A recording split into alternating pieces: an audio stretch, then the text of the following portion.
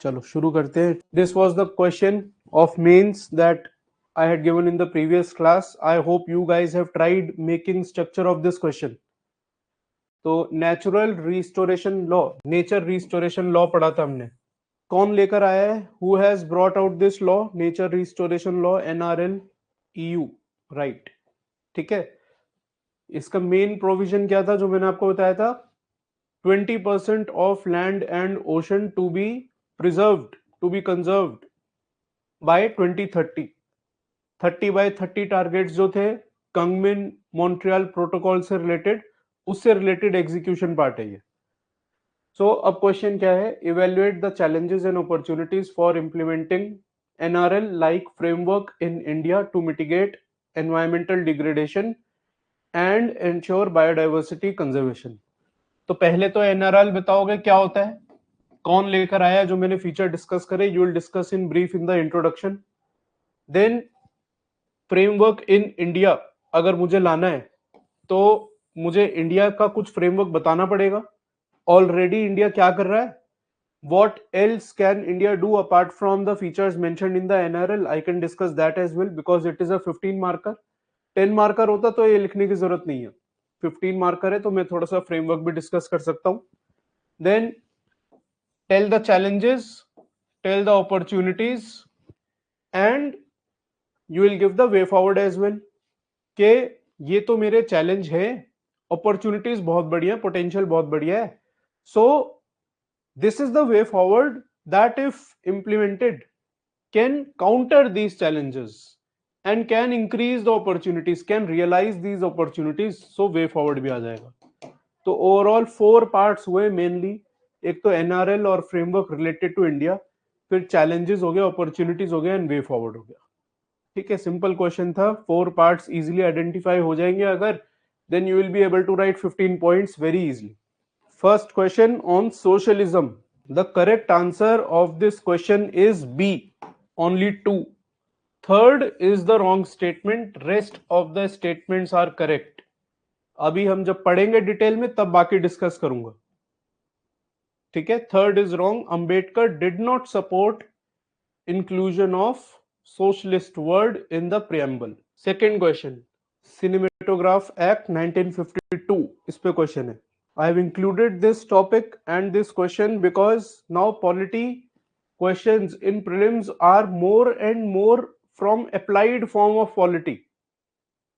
ठीक है. अब डायरेक्ट बुक से आना थोड़ा मुश्किल है, अप्लाइड फॉर्म आता है क्वेश्चन का. तभी लोग बोलते हैं कि अब पॉलिटी की बुक्स जो लक्ष्मीकांत है उससे सॉल्व नहीं हो रहे, ऐसा सुनने में आता है, बोलते हैं लोग. ठीक है. तो अप्लाइड फॉर्म है, थोड़ा करंट अफेयर बेस्ड आता है, इसलिए मैंने ये क्वेश्चन डाला है. So the Cinematograph Act specifies qualifications for members of film certification. Documentaries are excluded from purview of the act. Which of these are correct? D is the answer of this question. जब पढ़ेंगे context news क्या था और पढ़ेंगे तब discuss करेंगे बाकी. Third question is on minority educational institutions. काफी न्यूज में चल रहा है इस समय, इंपॉर्टेंट है from prelims and mains point of view. Article 30 पूछा जा सकता है as a separate question in itself. So the question says, पहला पार्ट है, constitution guarantees religious and linguistic minorities to establish and manage educational institutions of their choice. ये तो सबको पता है, क्लियर होगा. फर्स्ट तो एकदम ही क्लियर है. ठीक है, because it is part of 30 sub clause 1. Second है equality of treatment in granting aid, ये भी ट्रू है, 30 sub clause 2. and A is the right answer because third statement is wrong. We will study the relevant case, the landmark case जो इसमें है, because of which third is wrong. We will study when I discuss the topic. Fourth question related to demolitions, bulldozer action. नवंबर में supreme court ने guidelines निकाली हैं with respect to demolitions. इसका कुछ context हमने पिछले मंथ में भी डिस्कस करा था. अब वो गाइडलाइंस निकाल दिए सुप्रीम कोर्ट ने. I have made this question from those guidelines. So this is completely a current affair based question.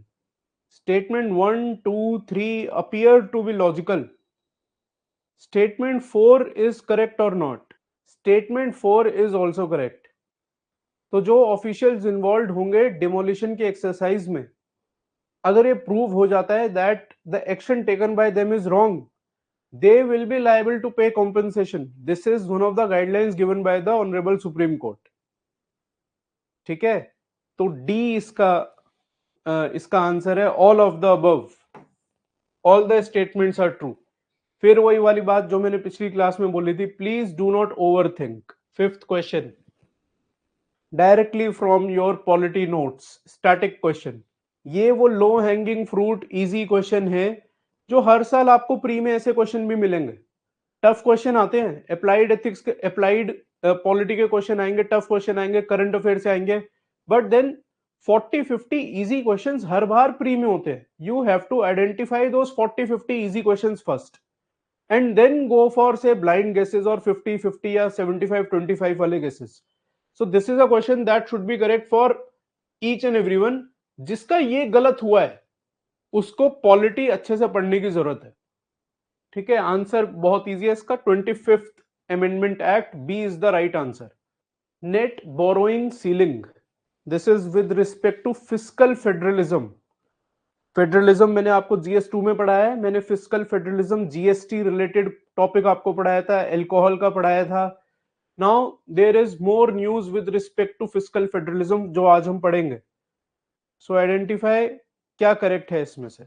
Articles that come into play are 292, 293. Net borrowing ceiling includes financial institution loans and liabilities from the public account of the state. दूसरा option है कि borrowing by state owned enterprises are not included in NBC. Answer इसका B है, 1 and 3.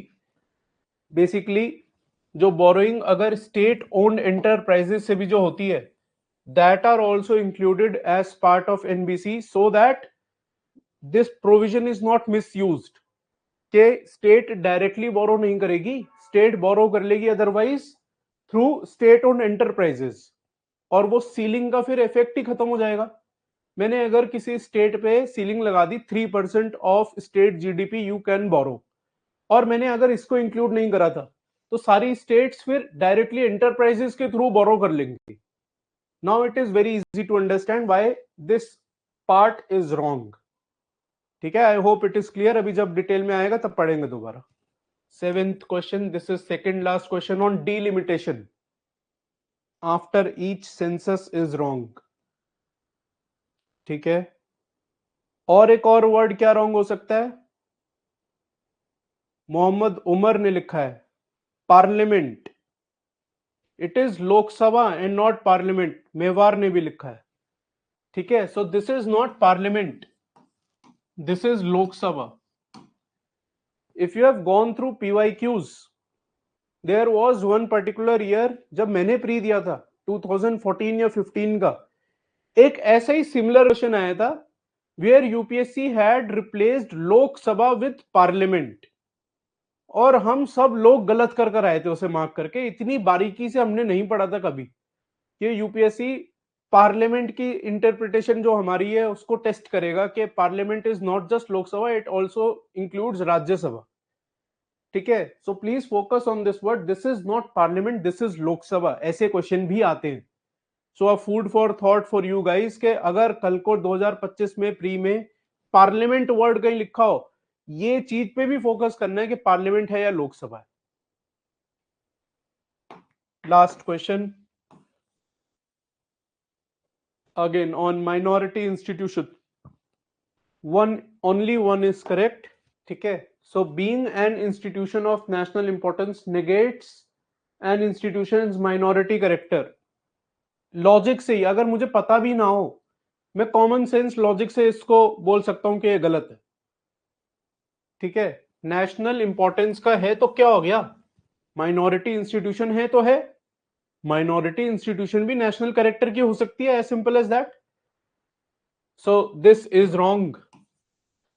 And third, institutions established pre-constitution adoption are not protected under article 30.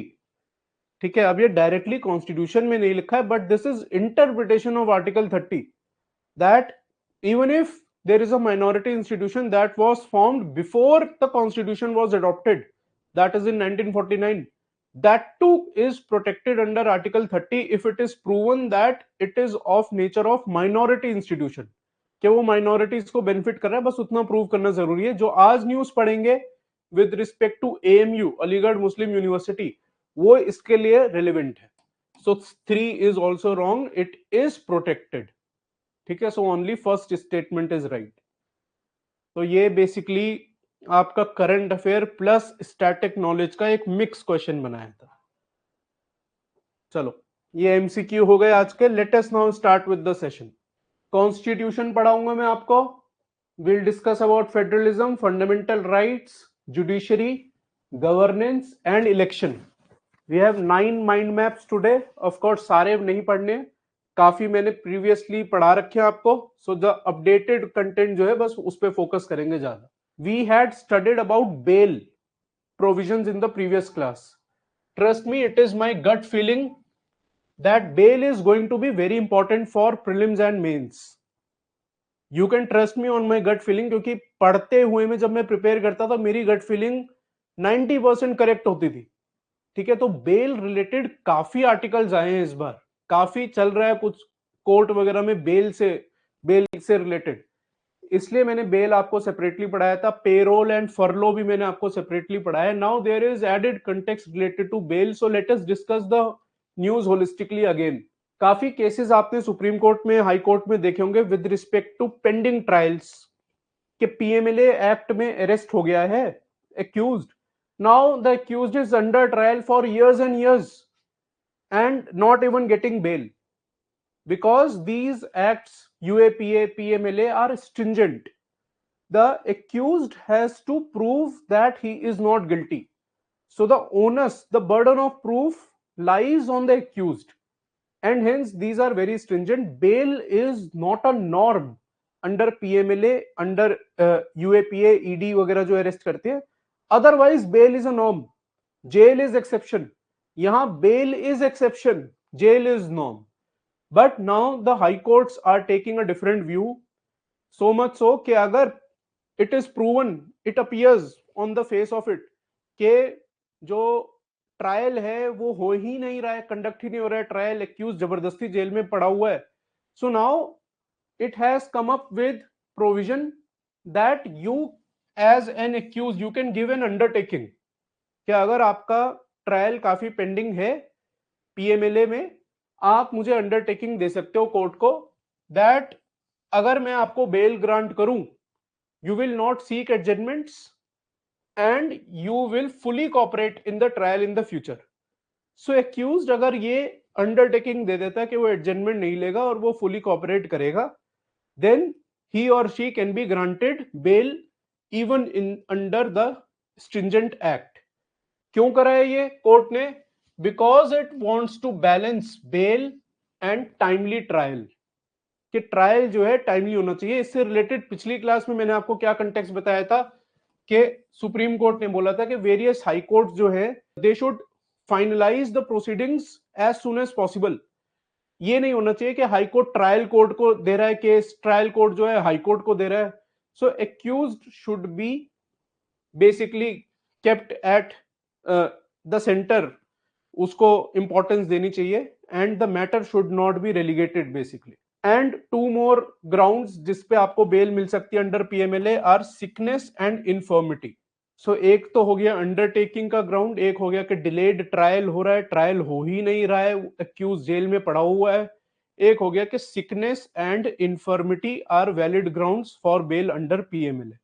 I think this is important, it can be asked as a separate question, क्योंकि काफी cases related to a certain party in Delhi, I won't take name, you guys know it already. So काफी accused उस एक particular party के jail में थे with respect to various cases under PMLA, और एक एक करके सबको बेल ग्रांट हो गई है। इसकी वजह से बेल का provision I guess can be asked as a separate question. So this is added context of bail. UCC पे कुछ नया नहीं आया है। Now second news of this mind map is the bulldozer action. तो बुलडोजर एक्शन पे हमने अब तक ये पढ़ लिया था कि काफी बुलडोजर एक्शन वेरियस स्टेट्स में हो रहे थे, seen as quick justice measure, seen as mob justice measure, ठीक है, but it was violative of the right to life, it was violative of say right to shelter etc, and then the case was filed in the supreme court. Supreme court ने interim relief दिया था basically various accused को, उसने बोला था कि बार कर दिया था स्टेट्स और सेंटर को बुलडोजर एक्शन लेने पे, और काफी लोगों से गाइडलाइन सीक करी थी, ठीक है। So suggestions were invited. Now जो मैंने आपको एमसीक्यू में भी क्वेश्चन दिया था, so supreme court got n number of suggestions and it has framed a certain guidelines, तो वो गाइडलाइंस डिस्कस करते हैं और इशू डिस्कस करते हैं। पहली चीज, article 142 of constitution, supreme court suo motu case के रिलेटेड कंप्लीट जस्टिस करने के लिए डायरेक्शंस दे सकता है, as simple as that. Complete justice हो रहा है ये देखने के लिए supreme court suo motu directions दे सकता है, डिक्री पास कर सकता है, ऑर्डर पास कर सकता है etcetera to ensure complete justice. So article 142 के ही प्रोविजन को यूज करके इस केस में सुप्रीम कोर्ट ने बाइंडिंग डायरेक्शंस दिए। Now what were the issues जिससे सुप्रीम कोर्ट मजबूर हो गया ऐसी डायरेक्शंस देने के लिए? इश्यूज क्या है? ये है कि सुप्रीम कोर्ट ने बोला कि government can not transform itself into a जज, accused is innocent until proven guilty. तो एक्यूज्ड अभी गिल्टी प्रूव ही नहीं हुआ है एंड आप as a state bulldozer action ले रहे हैं, so you are acting as a जज, you are giving punishments and all, जो आपका काम नहीं है। That is basically as per separation of power, that is work of the judiciary.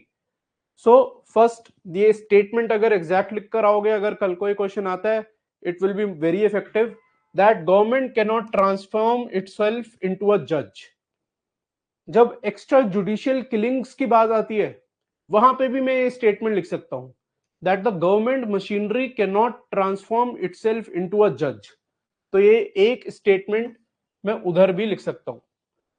Collective punishment, चलो एक फैमिली में, एक घर में 5 लोग रहते हैं, only this person is the accused in a particular case, you as state government या you as center is demolishing the entire house। इन 4 जनों का क्या दोष था? How are these remaining 4 people responsible? So this is idea of collective punishment, कि सिर्फ ये accused था, you are punishing basically everyone by destroying the property itself। So collective punishment का concept नहीं होता है। Second, right to shelter, right to life is getting exploited basically if you are demolishing one's property। Accused is presumed innocent until proven guilty, and separation of power मैंने आपको already बता दिया। So these are the major issues with respect to bulldozer action। Now what are the guidelines जो court ने दी है? 15 day notice के मुझे अगर डिमोलिश करना है, it is now mandatory that I have to give a show cause notice to the accused concerned। 15 दिन का, ठीक है, 15 दिन का मुझे नोटिस देना ही देना है। नोटिस में क्या क्या लिखा होना चाहिए? Details of एलिज्ड violations and ground for demolition, के तुमने क्या करा है, क्या नहीं करा है, क्यों तुम्हारी प्रॉपर्टी डिमोलिश ना करी जाए, एग्जैक्ट पूरे उसके जो डिसीजन, जो पॉइंटर्स हैं वो लिखे होने चाहिए, रीजंस उसके लिखे होने चाहिए आपके नोटिस में, ठीक है। Personal hearing, so personal hearing का concept, me being from IRS erstwhile, तो पर्सनल हियरिंग हम भी देते थे, वीडियो कॉन्फ्रेंसिंग देते थे वेरियस केसेस में, जिसमें टैक्स पेयर फिर वीडियो कॉन्फ्रेंस ज्वाइन करेगा, अपनी बात रख सकता है हमारे आगे। इसको क्या बोलते हैं? राइट टू ओरल हियरिंग या पर्सनल हियरिंग, ठीक है। ऑडी ऑल्ट्रम पार्टम कुछ होता है लैटिन में, कि you can not decide a matter without giving personal hearing, right to speak to the accused। so right to speak हो जाएगा इंश्योर अगर मैं पर्सनल हियरिंग देता हूं, and the minutes of this meeting should be recorded. Second, demolition process जब हो रहा है, वो डिमोलिशन पूरा वीडियोग्राफ होगा, ठीक है, and names of the officials who have taken out that exercise, that will be noted.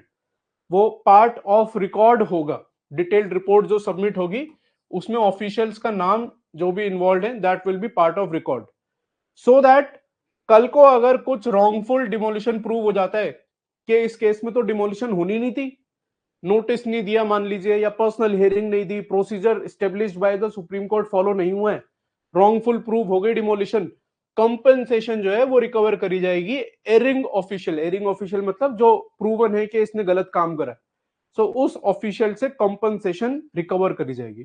ठीक है, सो these are the few guidelines given by the Supreme Court in the demolitions case. We had discussed about madrasas in the previous class, उस पे काफी कुछ नया है, we have to discuss it again. We had discussed about secularism in one of the classes, काफी कुछ नए articles आए secularism पे, we'll discuss that. Views of the home minister, views of the constituent assembly, we'll discuss that all. 75th anniversary of adoption of the constitution 26 नवंबर 1949 को adopt हुआ था, तो अब 75 साल पूरे हो गए हैं, उससे रिलेटेड बहुत सारे आर्टिकल्स थे, the gist of that we will discuss, because I guess sure short chance है सेपरेट क्वेश्चन मेंस में आने का 15 मार्कर में 75th एनिवर्सरी ऑफ कॉन्स्टिट्यूशन से रिलेटेड के ओवरऑल पिक्चर पूछी जाएगी कि कॉन्स्टिट्यूशन के 75 साल हो गए हैं, क्या पॉजिटिव्स रहे हैं, क्या नेगेटिव्स या लिमिटेशंस रहे हैं with respect to the implementation of the provisions of the constitution. ठीक है, and a news related to comparison between India and US elections, क्योंकि कंपैरिजन पूछे जाते हैं, इस साल भी एक क्वेश्चन था, so will discuss all these in this mind map.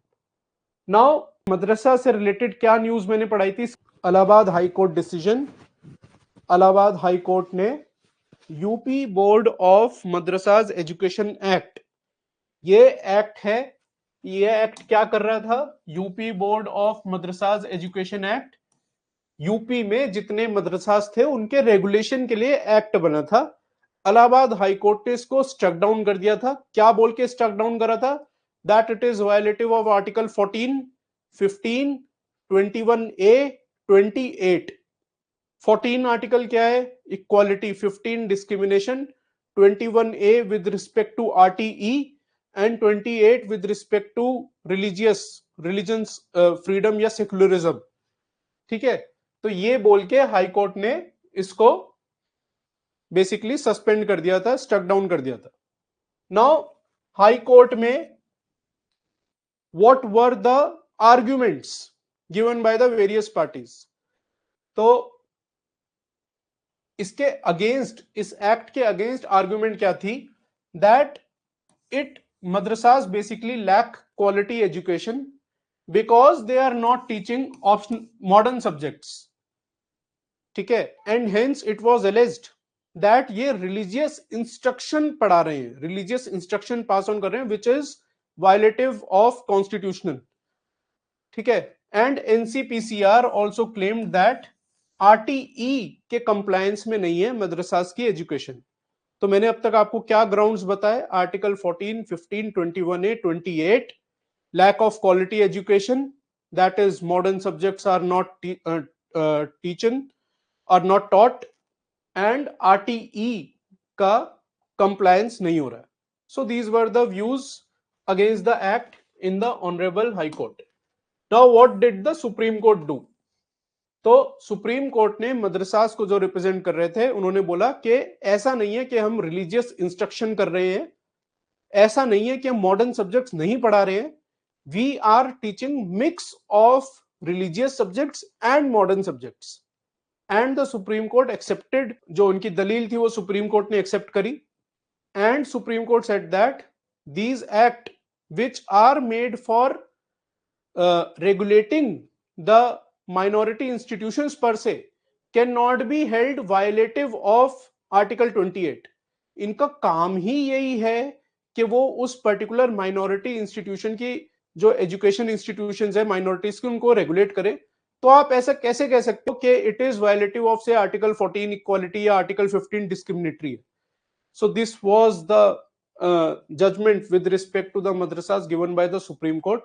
अब उस पे कुछ इंपॉर्टेंट और पॉइंटर्स आए थे। एक पॉइंटर जो पहले नहीं मैंने पढ़ा था न्यूज़पेपर में, जो मैंने अब पढ़ा, कि madrasas were giving degrees as well. जो कि हायर एजुकेशन इंस्टीट्यूशंस करती हैं। सुप्रीम कोर्ट ने ये करने से उनको प्रिवेंट करा है। Supreme court has basically invalidated provision allowing the madrasas to give higher degrees because they says that ये काम यूजीसी का है। This is under UGC act, you can not give degrees with respect to higher education. आप जो अपनी basic education पढ़ा रहे हो that is it, higher education से रिलेटेड वहां पे डिग्रीज नहीं मिल सकते। ठीक है, and supreme court has also stated this very good statement के मैंने इसलिए लिखी है कि अगर आप इसको एग्जैक्ट लिखोगे, रिप्रोड्यूस कर सकते हो आंसर में तो मार्क्स मिलेंगे, कि the focus should be on balancing article 21A and 30। Article 21A किससे रिलेटेड है? Minority education institutions. तो इन दोनों राइट्स को बैलेंस करके चलना है कि माइनॉरिटी एजुकेशन इंस्टीट्यूशन बन सकते हैं, आर्टिकल 30 में कॉन्स्टिट्यूशन में लिखा है। 21A is with respect to universal education, primary education RTE का जो है, तो दोनों को मुझे साथ में बैलेंस करके चलना है। ये सुप्रीम कोर्ट ने काफी बढ़िया स्टेटमेंट इस केस में दी है। So this is all about madrasas. Now let us move on to secularism. Secularism से रिलेटेड मैंने आपको पिछले क्लास में एक केस पढ़ाया था, सुब्रमण्यम स्वामी। ठीक है, ओरिजिनल जो कॉन्स्टिट्यूशन थी, जो प्रियम्बल थी, उसमें सोशलिस्ट, सेकुलर या इंटेग्रिटी वर्ड नहीं थे। These were introduced in the preamble under the 42nd amendment act. तो 42nd अमेंडमेंट एक्ट में ये तीन वर्ड्स आए। केबीसी, केशवानंद भारती केस में यह डिसाइड हुआ कि preamble is the basic structure of the constitution. SR Bommai case 1994 में डिसाइड हुआ कि secularism is basic structure of constitution. पहले में क्या बोला मैंने? प्रियम्बल। अब दूसरे में मैं बोल रहा हूं secularism is basic structure of constitution. ठीक है, ये सब होने के बावजूद भी recently Subramanian Swamy had filed petition challenging the inclusion of the word socialist and secular in the preamble. ठीक है, and supreme court entertained the petition. On the face of it उन्होंने रिजेक्ट नहीं करी, सुप्रीम कोर्ट ने एंटरटेन करी petition. Now what were the issues? कुछ तो rational रहा होगा जो उन्होंने पिटिशन फाइल करी। तो एज पर हिम रैशनल क्या था कि सोशलिस्ट अगर मैं लिख देता हूं प्रियम्बल में, बेसिकली आई एम, उनके अकॉर्डिंग व्यू ये था that it will force the state, the country that is India, into a particular economic model. Socialist economic model होना चाहिए, उनका इंटरप्रिटेशन ये था। And similar interpretation was taken by BR Ambedkar as well, and hence he resisted inclusion of word socialist in the preamble, जो मैंने आज MCQ में भी पूछा। तो ये मैंने यहां पे आपको एक्सप्लेन करा हुआ है कि पर्टिकुलर एक economic model, socialist economic model पे मैं फोर्स हो जाऊंगा अगर मैं वो वर्ड लिखूंगा। And similar view was taken by BR Ambedkar back then. Second क्या चैलेंज करा था इन्होंने कि प्रियम्बल को मैं अमेंड ही नहीं कर सकता, preamble can not be amended, ये भी लिखा था। ये पिटिशन में मतलब ग्राउंड था। थर्ड ग्राउंड के preamble was amended without ratification by the states. तो ये तीन ग्राउंड पे पिटिशन फाइल हुई थी। सुप्रीम कोर्ट ने, मैंने आपको पिछली क्लास में बता दिया था, supreme court later dismissed the petition on merit. ऐसे ही नहीं कि हम डिस्कस नहीं कर रहे, मेरिट पे उन्होंने डिसमिस करा। अब सुप्रीम कोर्ट की जजमेंट के मेन पॉइंट्स क्या है? पहला है कि जो मैंने आपको बताया, secularism is the basic structure of the constitution. अभी जस्ट मैंने केस बताया था SR Bommai. Preamble is basic structure of constitution KBC, secularism is basic structure SR Bommai. तो सुप्रीम कोर्ट ने पहले तो ये बोला था कि ये बेसिक स्ट्रक्चर ऑफ कॉन्स्टिट्यूशन का पार्ट है। अब सुप्रीम कोर्ट ने दोनों वर्ड्स का इंटरप्रिटेशन बताया। So as per the supreme court, socialism का interpretation should not be restricted to any particular economic model. Court ने क्या बोला है कि वाइडर इंटरप्रिटेशन लो, कि सोशलिज्म अगर मैं लिख रहा हूं प्रियम्बल में, that means that India is a welfare state and there should be equal opportunities for everyone. तो ऐसा नहीं है कि मैं प्राइवेट प्लेयर्स को बार्ड कर रहा हूं बिजनेस करने से, या स्टेट ओवर रेगुलेशन कर रहा है, ये सब नहीं है।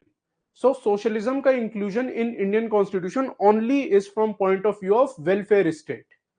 एंड सेक्युलरिज्म का inclusion in the preamble, supreme court का मीनिंग है कि सेक्युलरिज्म का वाइडर मीनिंग क्या लेना है, that state is not supporting or rejecting any particular religion. सबको इक्वल ट्रीट कर रहे हैं, किसी ना एक किसी रिलीजन के फेवर में ना किसी एक पर्टिकुलर रिलीजन के अगेंस्ट है. That is the meaning that the Supreme Court has taken with respect to socialism and secularism, and on these grounds it has dismissed the petition. फिर प्रियम्बल का जो था कि इसको हम अमेंड ही नहीं कर सकते, तो preamble is part of constitution, ये तो एस्टेब्लिश हो चुका है. एंड कॉन्स्टिट्यूशन में लिखा है 368 आर्टिकल में कि कॉन्स्टिट्यूशन अमेंड की जा सकती है, तो सिंपल सी बात है मैं प्रियम्बल को भी अमेंड कर सकता हूं. ठीक है. एंड लास्टली के प्रियम्बल जो द कोर्ट, ये तो हो गया. एंड रेट्रोस्पेक्टिव अमेंडमेंट, तो जो ये वर्ड्स इंक्लूड हुए थे 42nd अमेंडमेंट में, they were retrospectively included from 26th of November 1949, and Supreme Court has upheld that as well, that retrospective amendment to preamble is justified. So these are the main points of the judgment. जो मैंने आपको ये point बता दिया, 368 बता दिया, secularism and socialism का meaning as per the judgment मैंने आपको एक्सप्लेन कर दिया. ठीक है. सिमिलरली सेकुलरिज्म पे रिसेंटली ऑनरेबल होम मिनिस्टर के कुछ व्यूज आए थे, तो उन्होंने क्या बोला कि ये तो सदियों से हमारी सिविलाइजेशन का पार्ट है सेकुलरिज्म, वो एड कॉन्स्टिट्यूशन में बस 42nd अमेंडमेंट ने करा है. It has always been part of our principles. So what are the other articles in the constitution which explain secularism? ये कुछ आर्टिकल्स मैंने लिखे हैं. ये आर्टिकल किस किस से रिलेटेड है? Article 14 is with respect to equality, 15 है डिस्क्रिमिनेशन का, अपॉर्चुनिटी, 27 क्या कहता है? टैक्सेस, 28 रिलीजियस इंस्ट्रक्शन, 29 एंड 30 तो हमने अभी भी पढ़ा है. Religious and linguistic minorities education institution बना सकती हैं. What is article 325 about? Equal voting rights, electoral roll, no exclusion on basis of religion, race, caste, etc. very good. so equal voting rights है किसी सेक्शन को, particular किसी section को, चाहे वो रेशियल सेक्शन हो या जेंडर हो या रिलीजियस बेस्ड सेक्शन हो, किसी को भी प्रेफरेंस या रिजेक्शन नहीं होगा. सबको इक्वल अपॉर्चुनिटी है basically with respect to voting as well. Adult suffrage जो होता है या यूनिवर्सल सफरेज होता है, that is implemented by article 325. So this also indirectly promotes secularism in the country, क्योंकि किसी एक रिलीजन को ऐसा नहीं है कि मैं डिसवेड कर रहा हूं या परसुएड कर रहा हूं with respect to voting. Now 2 points with respect to constituent assembly. 2 points with respect to constituent assembly मैंने क्यों डाला है? क्योंकि मेंस में जब आप आंसर लिखोगे सेकुलरिज्म से related, issue can be controversial. कई बार होगा प्रेशर सिचुएशन है, आंसर जल्दी जल्दी करना है, पॉइंट्स लिखना है, articulation becomes tough and you are not aware of the ideology of the examiner. तो कहीं मैं उसकी रिलीजियस सेंटिमेंट्स को हर्ट ना कर दूं कुछ ऐसा लिख के. सो इट इज ऑलवेज बेटर कि जब ऐसा कोई कंट्रोवर्शियल टॉपिक पे आंसर लिख रहे हो, ठीक है, तो attribute it to various thinkers या कॉन्स्टिट्यूएंट असेंबली की डिबेट का लिखो, so that now this is not your view that you are writing views of the eminent thinkers, personalities of the past. तो मैं किसी के रिलीजियस सेंटिमेंट्स को hurt नहीं कर रहा हूं, ये तो भैया पब्लिक डोमेन में है, इस फलाना थिंकर ने बोला था इसलिए मैंने यहां पे इसको इंक्लूड करा. ये समझ गए या नहीं बताओ? This is very important from GS2 mains answer writing point of view.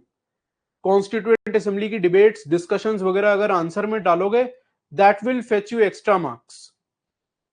So KT Shah professor, he basically had proposed inclusion of word secularism, secular and socialist etc. in the constitution. Article 1 में ही चाहते थे ये कि include हो to prevent communalism, but this was resisted by Ambedkar.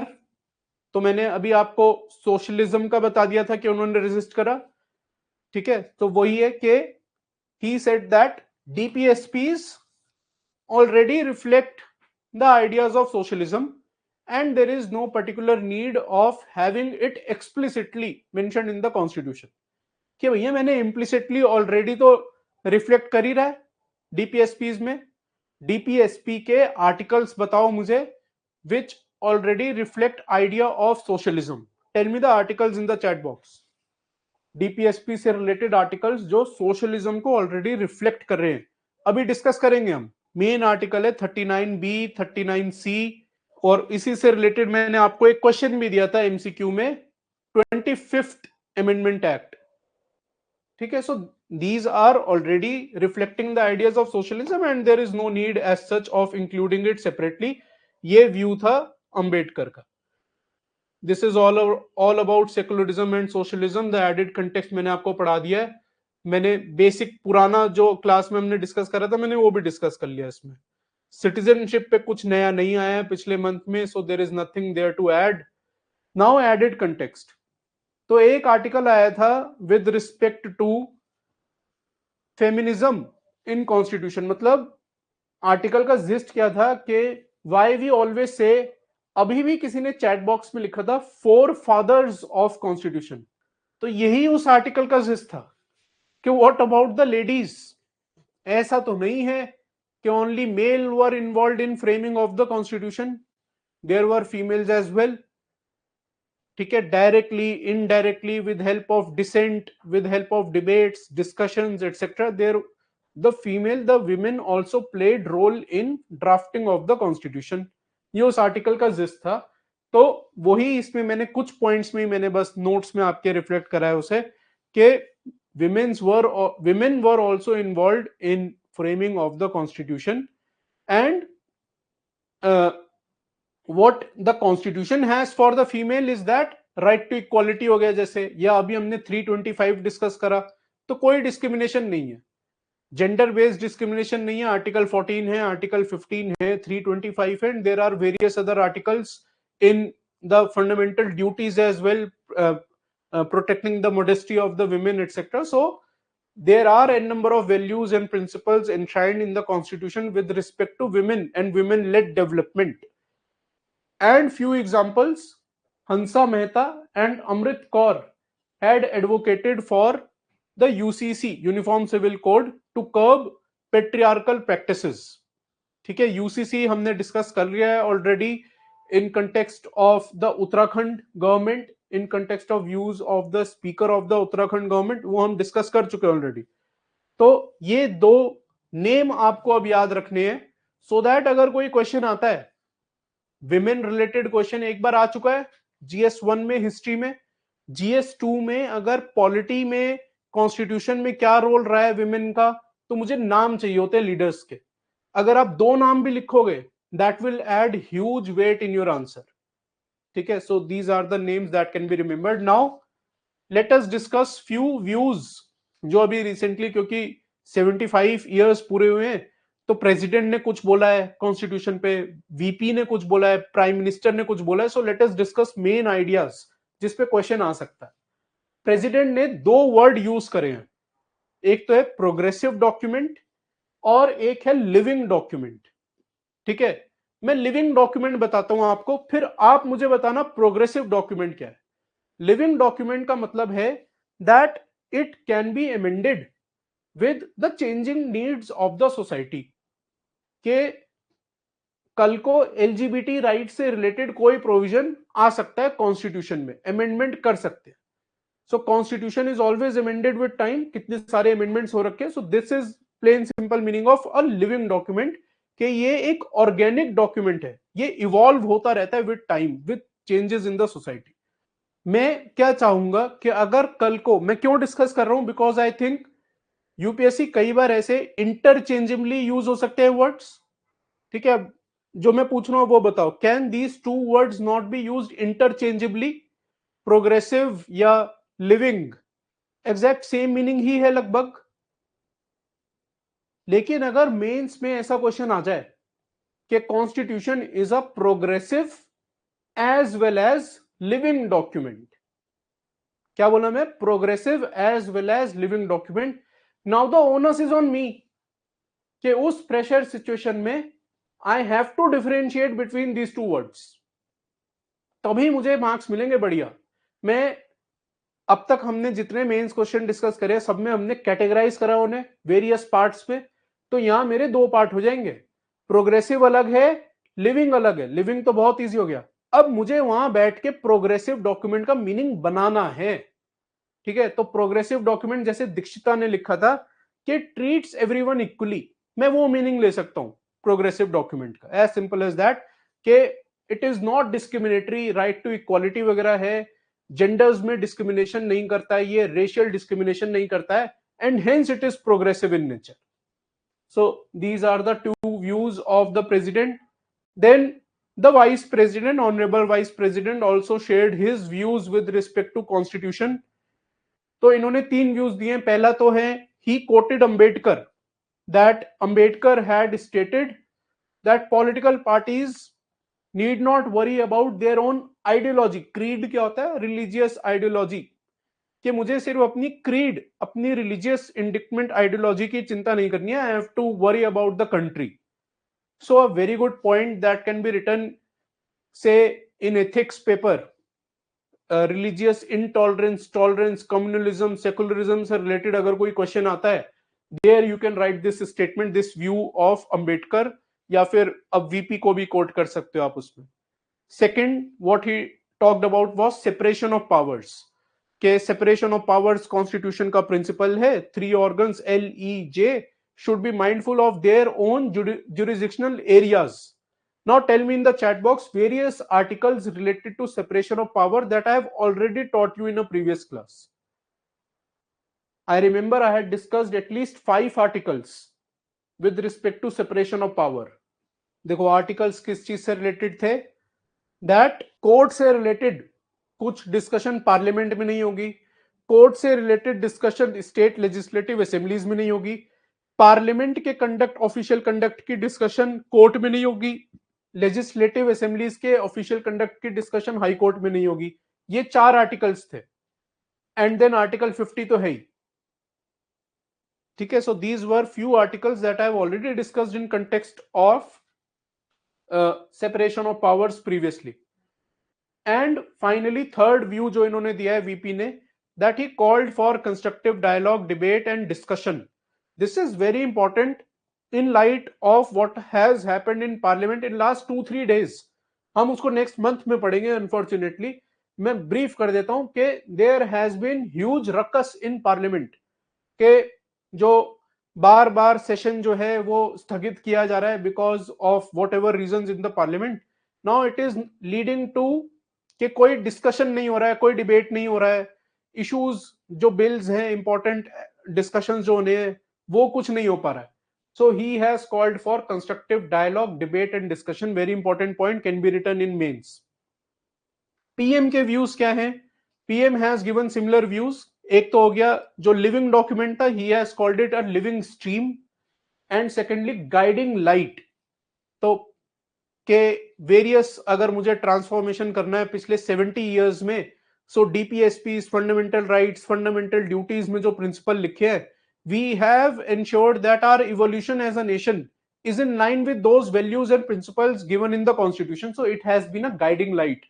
मैं सही बता रहा हूं आप लोगों को, इनमें से किसी भी पॉइंट पे एक सेपरेट क्वेश्चन बन सकता है मेंस में, पूछ लेगा आपको कि how the constitution has been a guiding light for transformation of India in 7 decades या 8 डिकेड्स या सिंस इंडिपेंडेंस। ठीक है, तो जब आप गाइडिंग लाइट देखो तो इंट्रो में क्या लिखोगे, The Honorable Prime Minister on the occasion of completion of 75th anniversary of the adoption of Constitution had called it as a guiding light. इतना लिखते ही एग्जामिनर को आप ये बता दोगे कि मुझे पता है ये क्वेश्चन क्यों आया है, ये क्वेश्चन कहां से आया है। ठीक है, हो सकता है उसके बाद वो पूरा आंसर भी ना पड़े, वहीं आपके मार्क्स डिसाइड हो जाए। Last view with respect to constitution is on liberalism, that liberalism क्या बोलता है कि ऑटोनॉमी होनी चाहिए, अपने राइट्स होने चाहिए सबके, and state will have only minimal intervention with respect to your autonomy, कि मेरी एक ऑटोनॉमी है, I am a person, individual हूं मैं, मेरी कुछ ऑटोनॉमी है, ये पर्सन बी है, इसकी भी ऑटोनॉमी है। Now if I M exercising my autonomy such that इसकी ऑटोनॉमी हार्म हो रही है, देन स्टेट विल इंटरफेयर, ठीक है, otherwise state will not interfere. ये लिबरलिज्म का प्रिंसिपल है। सो लिबरलिज्म पे आर्टिकल आया था जिसमें यही एक्सप्लेन करा था कि इंडिविजुअल फ्रीडम है and state intervention is minimum, otherwise the constitution framers they kept in mind that there will be times when state requires to intervene to reduce inequalities। Example उसके क्या है, एफर्मेटिव एक्शन, रिजर्वेशन हो गया, तो state का वो intervention है so that historical social inequalities can be reduced. फिर मैंने दो आर्टिकल्स लिखे हैं स्क्रीन पे, 38 sub clause 2 and 39C। What is 38 subclause 2? Harm principle of mill can be equated with it. So 38 subclause 2 is with respect to minimizing inequalities. Right, Cezar ने लिखा है minimize income inequalities, ठीक है, मिनिमम इनइक्वालिटी ऑफ इनकम, तो 38 sub clause 2। अब इसका use देखो, जहां पे भी अब इनइक्वालिटी रिलेटेड क्वेश्चन आए, now that I know 38 sub clause 2, it is only about training my mind कि एथिक्स में भी अगर इनइक्वालिटी का क्वेश्चन आया, जैसे एक बार क्वेश्चन आया था that we have only created enclaves of prosperity, ठीक है, enclaves of prosperity, holistic development नहीं हुई, इंक्लूसिव ग्रोथ नहीं हुई है। अब इंक्लूसिव ग्रोथ इन इक्वालिटी पे काफी रिपोर्ट्स आई हैं recently, that I had taught you in inclusive growth class. मैंने आपको वर्ल्ड इनइक्वालिटी लैब रिपोर्ट पढ़ाया था, मैंने आपको वीसो का रिपोर्ट पढ़ाया था, आईएलओ का जो रिपोर्ट था। So 38 sub clause 2 can be written in each of them. 39 sub clause C is with respect to prevention of concentration of wealth for common good, के स्टेट पे ओनस है कि वेल्थ का कंसंट्रेशन ना हो so that common good is insured.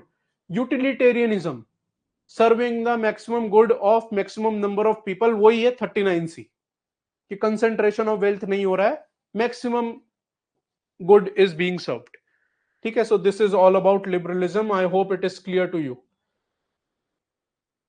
Last इस mind map में है कॉन्स्टिट्यूशनल कंपैरिजन। एक ही कंपैरिजन आया था रिसेंट के, क्योंकि काउंटिंग ऑफ वोट्स होना था यूएस में, I was surprise to know this, मुझे नहीं पता था ये, कि यूएस में जो डेटा रिफ्लेक्ट होता है with respect to vote count, primary body कौन है उस डेटा के लिए, that is the news agencies and the associated press.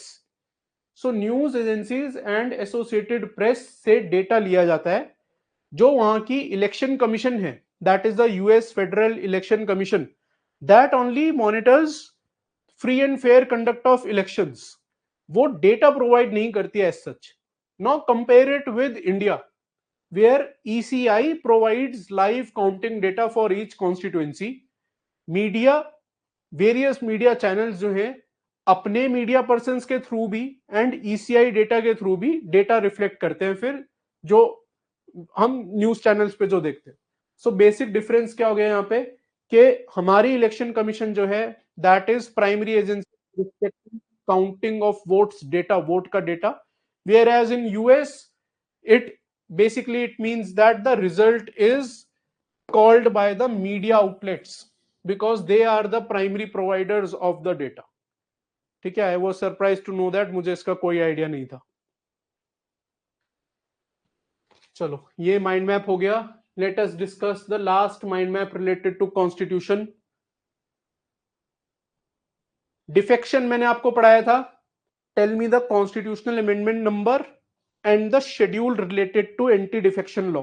अगर किसी को ये नहीं पता है प्लीज पॉलिटी अच्छे से रिवाइज करो, this is as basic at as it can get. तो मुझे कॉन्स्टिट्यूशन अच्छे से रिवाइज करनी है अगर मुझे इस पे डाउट आया है तो। सो मैंने डिफेक्शन का आपको पढ़ाया था, I had taught you the grounds, I had taught you the various issues with respect to delay in the speaker's decision with respect to disqualification. कौन लेता है डिसीजन? डिस्क्वालिफिकेशन का पिटीशन फाइल होती है, स्पीकर लेता है डिसीजन, ठीक है, कि डिस्क्वालिफिकेशन करनी है नहीं करनी है, and there is no particular timeline जिसमें स्पीकर को वो डिसीजन देना है। So at times it happens that assembly का टेन्योर भी खत्म हो गया और स्पीकर का डिसीजन ही नहीं आया। क्या फायदा फिर ऐसे लॉ का? ठीक है, तो टेन्योर भी खत्म हो जाता है और डिसीजन आया ही नहीं, या टेन्योर बहुत ही कम बचा है, अब 1 महीना बचा है, अब मैं उसको डिस्क्वालीफाई कर रहा हूं, ऐसा भी हुआ है। So related news article related to defection अभी न्यूज में आए थे, 2 आर्टिकल्स हैं, 2 बेसिक न्यूज हैं। सो सिमिलर न्यूज के गोवा में डिफेक्शन हुआ था, 8 members of Congress had joined the BJP and the Congress had filed disqualification petition with the speaker, and now the speaker has rejected the petition. So the opposition party, that is the Congress, it has stated that it will go to the courts and all, challenging the misinterpretation of anti-defection law and challenging the delay in the speaker decision के speaker ने इतना time ले लिया, and speaker has basically stated that use the provision of merger और split मैंने आपको last class में पढ़ाया था एंटी डिफेक्शन में।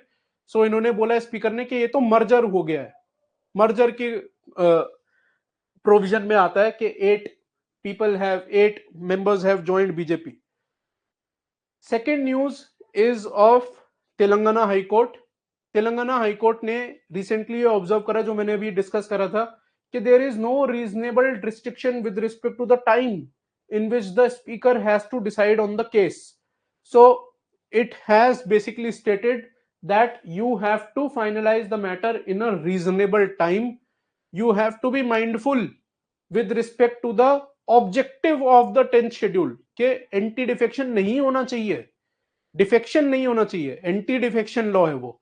तो अगर मैं रीजनेबल टाइम में डिसीजन ही नहीं दे रहा हूं तो डिफेक्शन का एंटी डिफेक्शन लॉ का पर्पस ही फेल हो जाता है, बिकॉज टेन्योर ऑफ असेंबली कई बार खत्म हो जाता है और ऑर्डर नहीं आता है। So these are the 2 related articles with respect to defection. अब now you can appreciate this fact that defection पे 3 या 4 डिफरेंट आर्टिकल आ चुके हैं, and hence defection becomes very important from point of view of prelims and mains. That is the whole idea of creating these mind maps. In mind maps से ये पता चलता रहेगा आपको कि एक इशू पे कितनी बार आर्टिकल आया है, जितने ज्यादा आर्टिकल्स आएंगे किसी इशू पे वो उतना इंपॉर्टेंट होता जाएगा। Second is a single point with respect to the fact check unit. Fact check unit को बॉम्बे हाई कोर्ट ने सस्पेंड कर दिया था, वॉइड कर दिया था, मैंने आपको पढ़ाया था। एमआईबी के पीआईबी में फैक्ट चेक यूनिट बननी थी। फैक्ट चेक यूनिट का रोल रिस्पॉन्सिबिलिटी क्या था कि सोशल मीडिया इंटरमीडियरीज को वो हाईलाइट करेगा if there is a particular fake news appearing with respect to the government, central government पर से, and then it was alleged by Kunal Kamra that it is violative and it can be misused, etc. And hence Bombay High Court had declared the fact check unit null and void. Now अब ये तो सही है कि fake news तो होती है, everybody agrees with that. I am sure you will agree with that कि फेक न्यूज तो काफी रैम्पेंट है. So there needs to be some or other mechanism with respect to countering the fake news.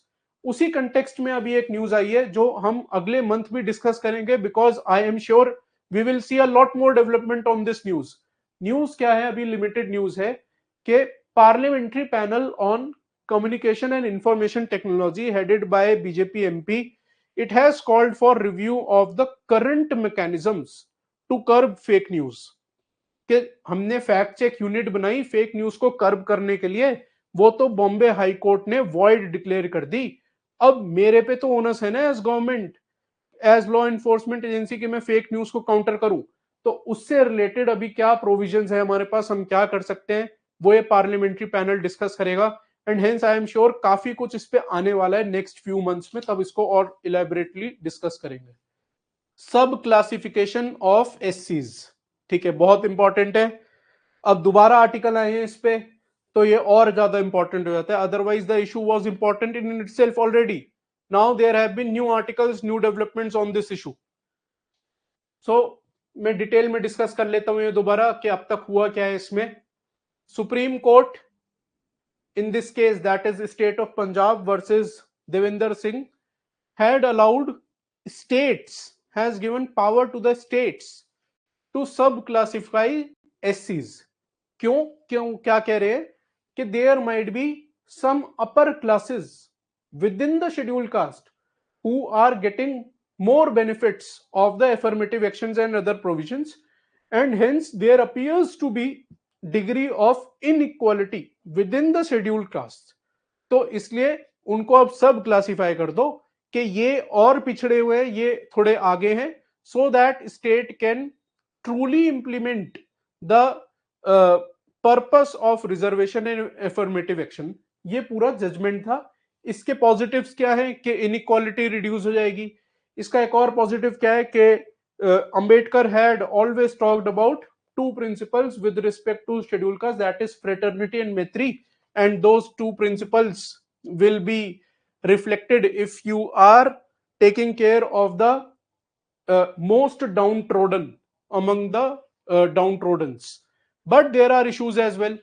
Issues क्या है? सबसे main issue है with respect to the execution of the thing, कि मैं कैसे सब क्लासिफाई करूं, how do I obtain the data, how do I then subclassify, how do I ensure that there is no political interference and vested interest with respect to sub classification। those are the issues related to it। अब नए points इस पे क्या हैं जो coloured में है mind map में आपके, these are the new points related to it. So पहला पॉइंट है दैट सब क्लासिफिकेशन, जो आर्टिकल में लिखा था, these are not my views again, these are views of that article, that subclassification should only be allowed in states where the inequality is proven, is beyond doubt. के मेरे 4-5 एससीज की category है किसी state में, और it is apparent from the fact, apparent from the face of it, that there is one particular class among the SCs that is getting favored, there are 2 or 3 classes that are not getting the affirmative actions। तो ऐसी अगर कोई state है वहां पे सब classification करना सही है। But if there are states जहां पे इतना अपेरेंट नहीं है इनइक्वालिटीज, वहां सब क्लासिफिकेशन नहीं करना चाहिए। These are views of that article. So examples related to those, AP and Tamil Nadu, that is Andhra Pradesh and Tamil Nadu, show slight differences between major SC group, and hence the article suggested that there is no need of sub-classification per se in these two states। Then another example was of Punjab, कि पंजाब में काफी difference थे with respect to implementation of affirmative actions for the SCs, and when this provision of sub-classification was implemented there, it was seen that it helped the disadvantageous groups। so Punjab का example आप positive में दे सकते हो इस particular case में। another news is that of Telangana, that Telangana has decided that it will conduct exercise with respect to identification of the backward classes in the states। Survey करेगी तेलंगाना, जैसे कि बिहार में भी हुआ था survey. Now if I am basically एक caste census है जो कि अपोजिशन काफी टाइम से बोल भी रही थी, तो उनका पोल प्रॉमिस है ये। सो अगर कास्ट सेंसस होता है जैसे कि बिहार में कंडक्ट हुआ, अगर तेलंगाना में होता है, now if it says that से majority of people in a state belong to backward classes, ठीक है, जनरल से ज्यादा हो गए अगर, this can basically form a ground with respect to increasing the percentage of reservation beyond 50। तो यही उस आर्टिकल में लिखा था कि बिहार में भी ऐसा एक सेंसस कराया गया था, and then Bihar government had came up with few acts, 2 acts पर से, जिसमें कि ब्रीच कर दिया था उन्होंने 50% के रिजर्वेशन की कैप को। But then the Bihar high court had declared those acts null and void. Patna high court had struck down those acts. So similar issue Telangana में हो सकता है कि अगर इस सर्वे में ऐसा आता है दैट क्वांटम एनहांस करा अगर उन्होंने उस सर्वे के बाद, फिर देखते हैं कि वहां की हाई कोर्ट क्या डिसीजन लेती है and all. Last example is with respect to JNK। JNK में भी अभी एक पैनल गठित हुआ है which will study the entire issue, जो देवेंद्र सिंह केस का है या कास्ट सेंसस से रिलेटेड है, रिजर्वेशन की कैप से रिलेटेड है। All these issues will be discussed in JNK as well। So these are the updated points with respect to sub classifications. काफी डिफरेंट आर्टिकल्स थे जिसमें से मैंने एक ये माइंड मैप बनाया है सब क्लासिफिकेशन का. It is very important, can be asked as a separate question. Okay, another controversial topic that is conversion. ठीक है, तो मैं पहले ही बता दूं ये मेरे व्यूज नहीं है.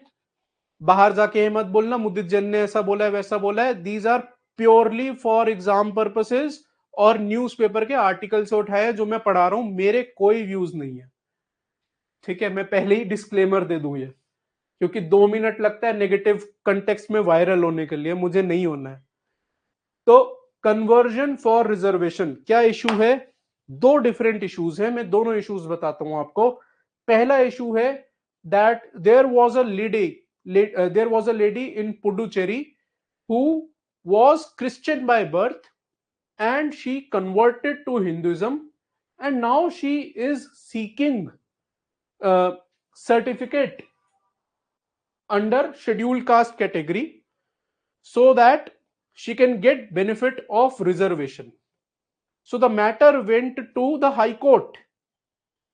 ठीक है, matter has went to the Supreme Court, sorry, and Supreme Court has denied her the benefit. Supreme court के क्लियर वर्डिंग्स क्या है? दैट कन्वर्जन, ये सुप्रीम कोर्ट आर्टिकल जजमेंट के वर्डिंग्स है, conversion to get job amounts to a fraud on constitution. कि मैं conversion कर रहा हूं only for seeking job as such. Now this is a fraud on constitution. Fraud on constitution कैसे हो गया? कि कॉन्स्टिट्यूशन में रिजर्वेशन जब प्रोवाइड हुआ है, there are basic ethos with respect to that reservation के लिए, कि हिस्टोरिकल सोशल इनजस्टिस हुआ है इसलिए रिजर्वेशन एफर्मेटिव एक्शन दे रहे हैं. Now you are misusing those principles, so that is a fraud on constitution. Exact same words लिखकर आइएगा मेंस में प्लीज. ठीक है, so these are the issue and the judgement says that you can practice any religion for that matter. It is given in article 25 of the constitution. तो conversion as such आप कर सकते हो willingly if you are doing that. मैं कोई और religion profess करना चाहता हूं, I can do that, but then that conversion should be inspired by genuine belief in principles and tenets of religion. These are the exact wordings of the Supreme Court. ठीक है, exact wordings है, यही मैंने newspaper से उठाई है, आप भी एग्जैक्ट लिख कर आना. सो it should be based in genuine belief on the tenets of the religion. It should not be solely for reservation benefits. So ये exact 3 pointers हैं उस judgment के जो काफी important है. Related news. अब different angle कि if there was a person who was say a beneficiary, वो पहले SC/ST community से है, now that person has converted to some other religion, will the benefit of reservation still be granted to that person or not? So there is a committee called KG Balakrishnan committee that is studying this issue. That committee was to provide its final report by now, but then it has sought 1 year of extension because the issue is complex, issue is controversial, and hence that committee has requested for extension for 1 year to study it holistically. ठीक है, so these are the two issues. वैसे UPSC avoid करता है इतने controversial questions पूछना, but then I have seen few questions in past 2-3 years related to communalism, secularism या फिर affirmative action जो पहले शायद यूपीएससी नहीं पूछता. ठीक है, so these points can be written in those questions. Otherwise कहीं ना कहीं एथिक्स के पेपर में तो आप यूज कर ही सकते हो इन्हें. This is all about constitution. जो पढ़ना था देख लो एक बार और. Judicial appointments. जुडिशियल अपॉइंटमेंट पे हमने काफी कुछ पहली क्लास में पढ़ा था. In the first class we had discussed about how many cases are pending. We had discussed about NJAC. We had discussed about evolution of collegium, first जजेस से फोर्थ जजेस केसेस तक पूरा पढ़ा था. Prelims context of NJAC, mains context of collegium etcetera we have already studied. ठीक है, now मैं क्यों बता रहा हूं? क्योंकि इस एक आर्टिकल में we had discussed various issues with respect to judiciary as well, के रिप्रेजेंटेशन नहीं है, बार में फीमेल एडवोकेट्स नहीं है, बेसिक इंफ्रास्ट्रक्चर नहीं है, and so on. These were the issues that we had discussed with respect to judiciary. एक और आर्टिकल आया था. क्यों आया आर्टिकल? क्योंकि सीजीआई अभी चेंज हुए. Now mister Sanjiv Khanna has been made the CJI. तो चंद्रचूड़ चले गए, he has retired. Now new CJI has entered. तो जब भी अब कोई ऐसी न्यू पर्सनैलिटी आएगी, उसके अलग व्यूज होते हैं कुछ ना कुछ. So those views basically come in the newspaper, तो इंपॉर्टेंट हो जाता है. Now the new CJI has set few priorities. क्या प्रायोरिटी है उनके? Trial reforms, promoting mediation. Trial reforms क्या हो गया? क्यों जरूरी है? क्योंकि इंडिया में there are about 5.3 lakh prisoners. Prison की कैपेसिटी है 4.3, उससे 1 लाख ज्यादा है. ठीक है. ऑक्यूपेंसी रेट जो है 131% है, मतलब 1.31 टाइम्स है जितना होना चाहिए.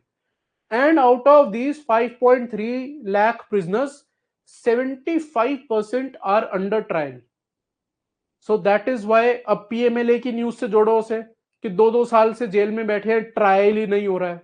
और अंडर ट्रायल में कह रहा हूं 5.3 लाख का 75%, 3/4 of them are under trials. So that is why there is a need of trial related reforms, के फास्ट ट्रैक कैसे करें ट्रायल्स.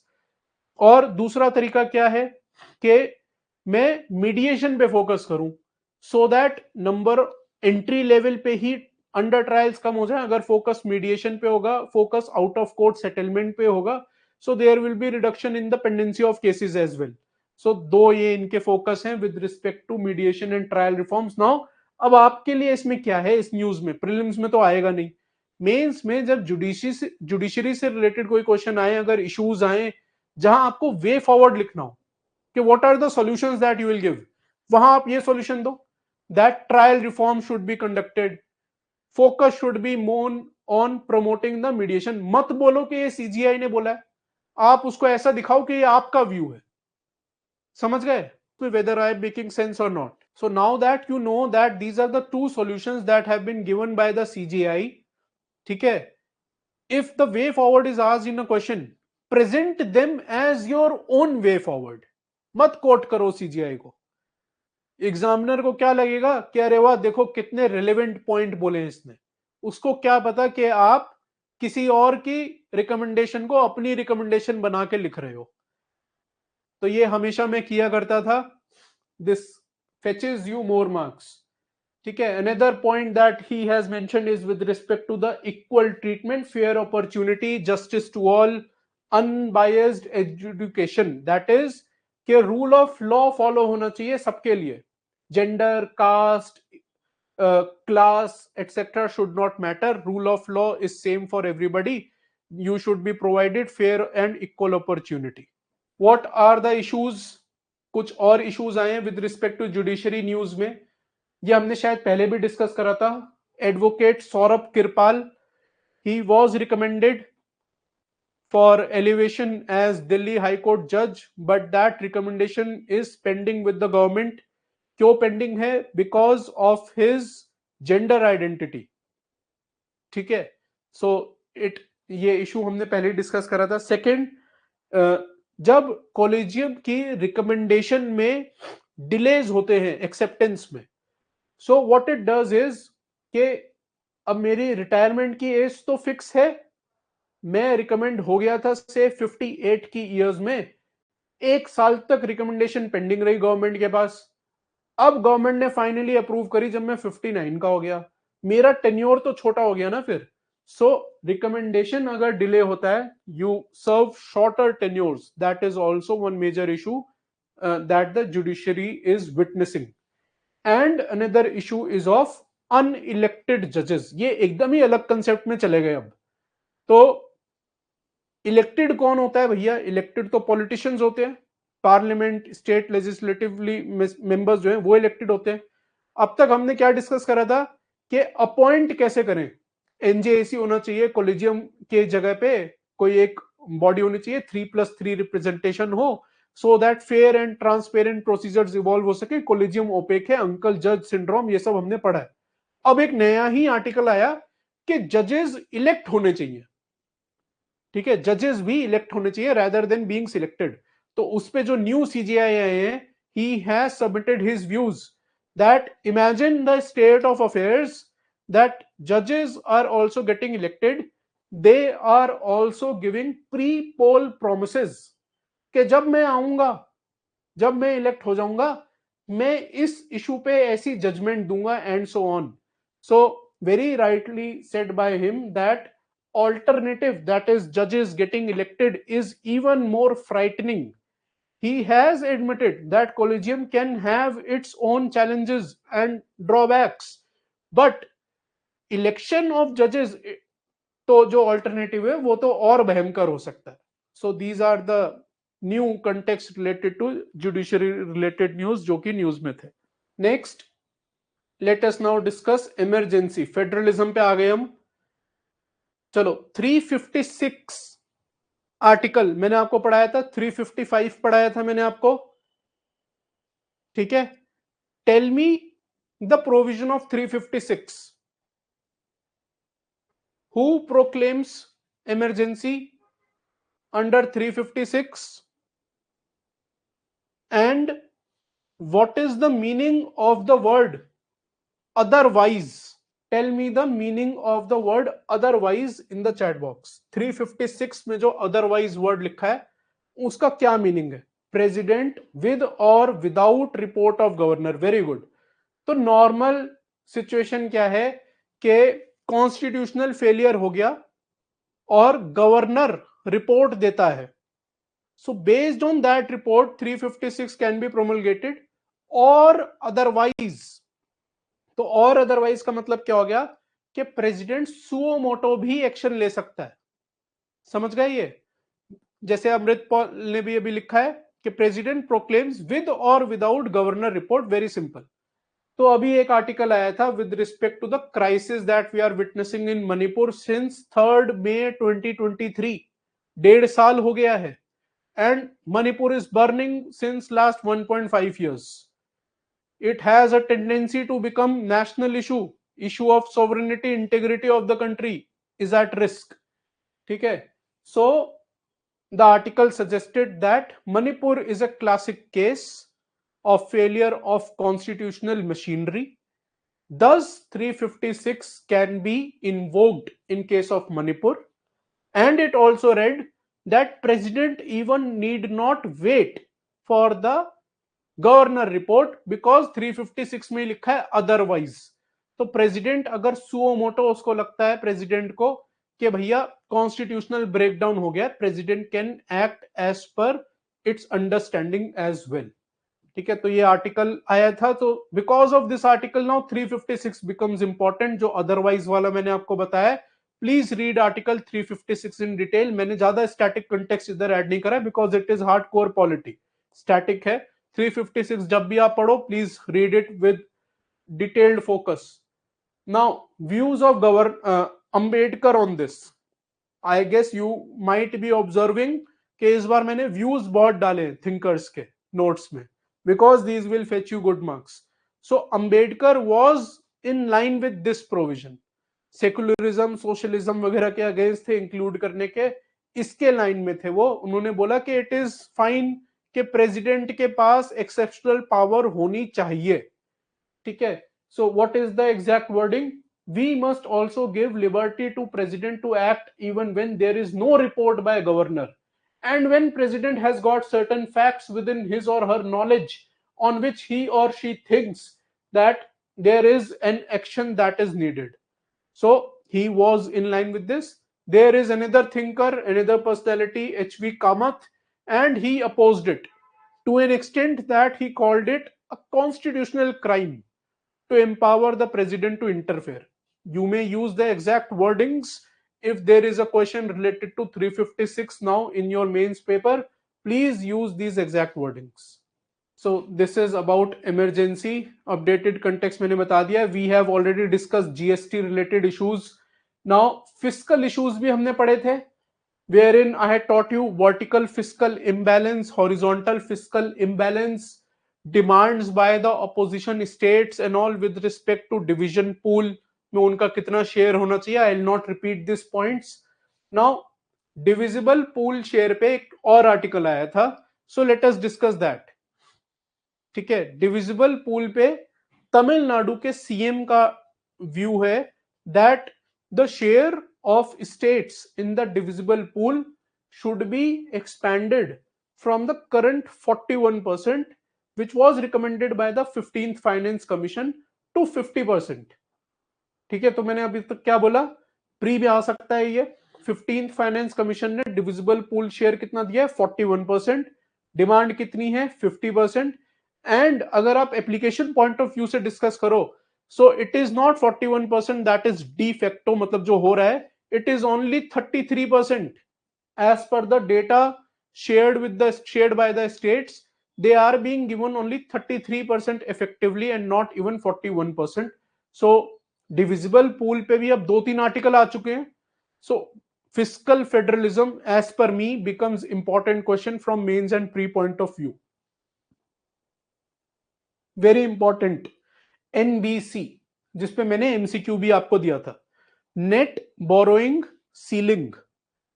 ठीक है, तो इशू क्या है that year back in 2023 central government had imposed net borrowing ceiling on Kerala. मतलब कि तुम सिर्फ इतना बोरो कर सकते हो, मैक्सिमम लिमिट, सीलिंग लगा दी, मैक्सिमम लिमिट कि तुम सिर्फ इतना बोरो कर सकते हो. What was that ceiling? That is 3% of the state GDP. कि तुम्हारी जो जीडीपी है उसका सिर्फ 3% तक तुम बोरो कर सकते हो as per this net borrowing ceiling. Now what all components were included in this net borrowing ceiling? पहला है मार्केट लोन, कि आप मार्केट से लोन उठाओ. You pick loans from the financial institutions, या फिर पब्लिक अकाउंट ऑफ स्टेट से उठाओ, या your state owned enterprises. The borrowings done by the state owned enterprises are also included in this 3%. So this 3% में ये 3-4 major component है, market loan, financial institutions, liabilities from the public state account and from the state owned enterprises, so that each and every possible borrowing is basically covered in this limit now. अब इसका challenge क्या होगा? Of course obvious challenge है कि केरला की borrowing capacity is now limited. Borrowing capacity पे एक cap लग गया है सेंटर की तरफ से. सो डेवलपमेंटल एक्टिविटीज हो गई, या कुछ एक्टिविटीज हो गई डिजास्टर मैनेजमेंट से रिलेटेड, जैसे कि वायनाड लैंडस्लाइड्स का हो गया. और पिछली क्लास में हमने पढ़ा था वायनाड लैंडस्लाइड में कि अभी तक सेंटर ने फंड्स रिलीज नहीं कर रहे हैं. केरला हाई कोर्ट ने ऐसा डायरेक्शन दिया है उन्हें, एक्सप्लेन करो कि that why you have not release the funds. So all these activities are now impacted because of this ceiling.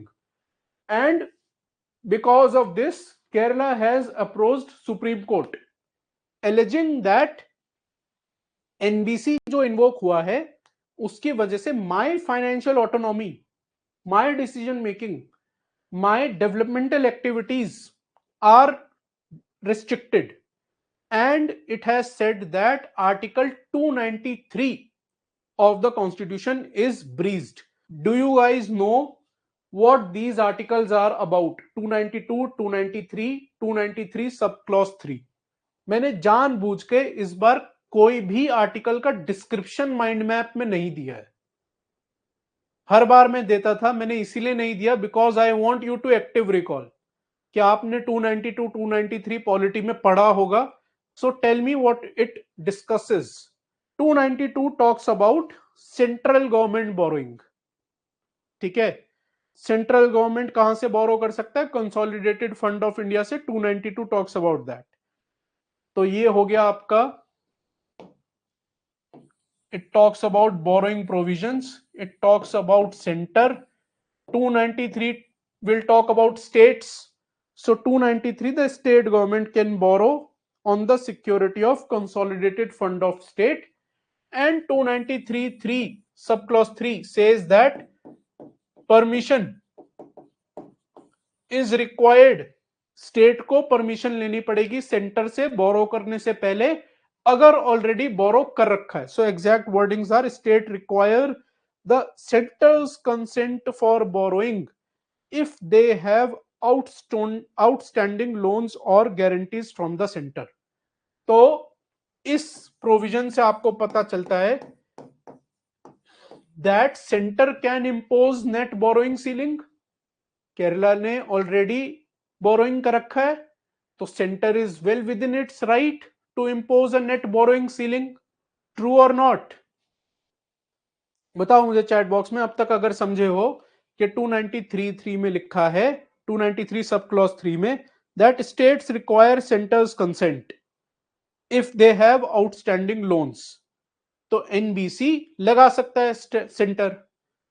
So the issue is now, as per that article, that it is the first time that interpretation of 293 article is challenge as such in the supreme court. ये उस article में लिखा था newspaper के, ये first time ऐसा है कि 293 is being challenged in the supreme court. तो अब देखते हैं उसका रिजल्ट क्या आता है. एंड अदरवाइज एक और एक्ट है which comes into play, that is the FRBM.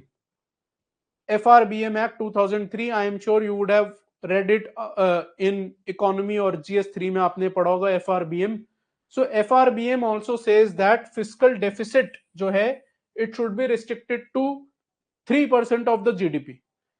तो सेंटर ये भी प्ली ले सकता है कि वो तो अपने एक्ट, जो सेंट्रल एक्ट है उसके अकॉर्डिंग ही एक्ट कर रहा है कि स्टेट्स को भी 3% ऑफ स्टेट जीडीपी पे रिस्ट्रिक्ट रखनी चाहिए अपनी बोरोइंग्स को. So important issue going forward. जब सुप्रीम कोर्ट का कुछ डेवलपमेंट होगा इस पे, I am sure will discuss this again and it can be asked as a separate question. Otherwise federalism का अब अगर कोई क्वेश्चन आता है, जो कि हर दूसरे साल में फेडरलिज्म पे क्वेश्चन आता ही है कुछ ना कुछ, you have n number of issues to write there. You can write about GST, you can write about West Bengal DVC issue, you can write about emergency provisions, या NBC लिख सकते हो, divisible pool के बारे में लिख सकते हो. Otherwise, I have also told you about alcohol and all, so आप वो सब लिख सकते हो. We have n number of issues now to write a very good answer of a 15 marker on federalism. Second mind map related to federalism, जिसमें मैंने states के बारे में पढ़ाया था आप लोगों को. So previously we have discussed special provisions, जैसे 371F लगता है सिक्किम पे, erstwhile 370 of Jammu and Kashmir, 6th schedule, 5th schedule, demand of Ladakh, industrial alcohol, cooperative federalism, ये सब हम पिछली क्लासेस में पढ़ चुके हैं. Now 2 points related to this. एक तो मैंने लैंग्वेज इश्यूज भी पढ़ाया था आप लोगों को. I am sure you guys are active on social media, तो वहीं पे आपको पता चल जाता होगा कि देश में कितने इश्यूज चल रहे हैं with respect to language. Hindi imposition एलएच किया जाता है and so on. So language related issues और क्या है जो अभी आया है, एक कमिटी है या समिति, हिंदी में केंद्रीय हिंदी समिति. ठीक है, ये इंपॉर्टेंट बन जाता है प्री पॉइंट ऑफ व्यू से. केंद्रीय हिंदी समिति, केंद्रीय हिंदी समिति की 32nd मीटिंग हुई थी अभी.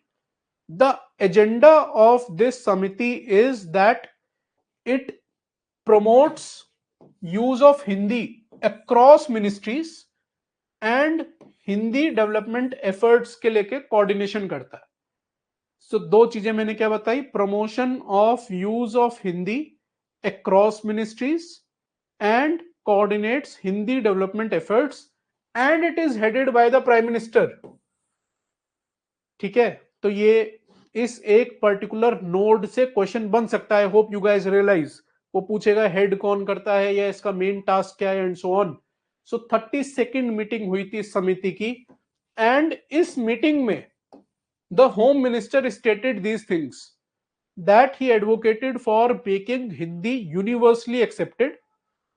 ठीक है. Second, he called for a long term policy to ensure preservation and development of Hindi literature. तो एक तो बोले कि हिंदी को यूनिवर्सली एक्सेप्टेंस का पार्ट हो, पहला पॉइंट ये था इनका.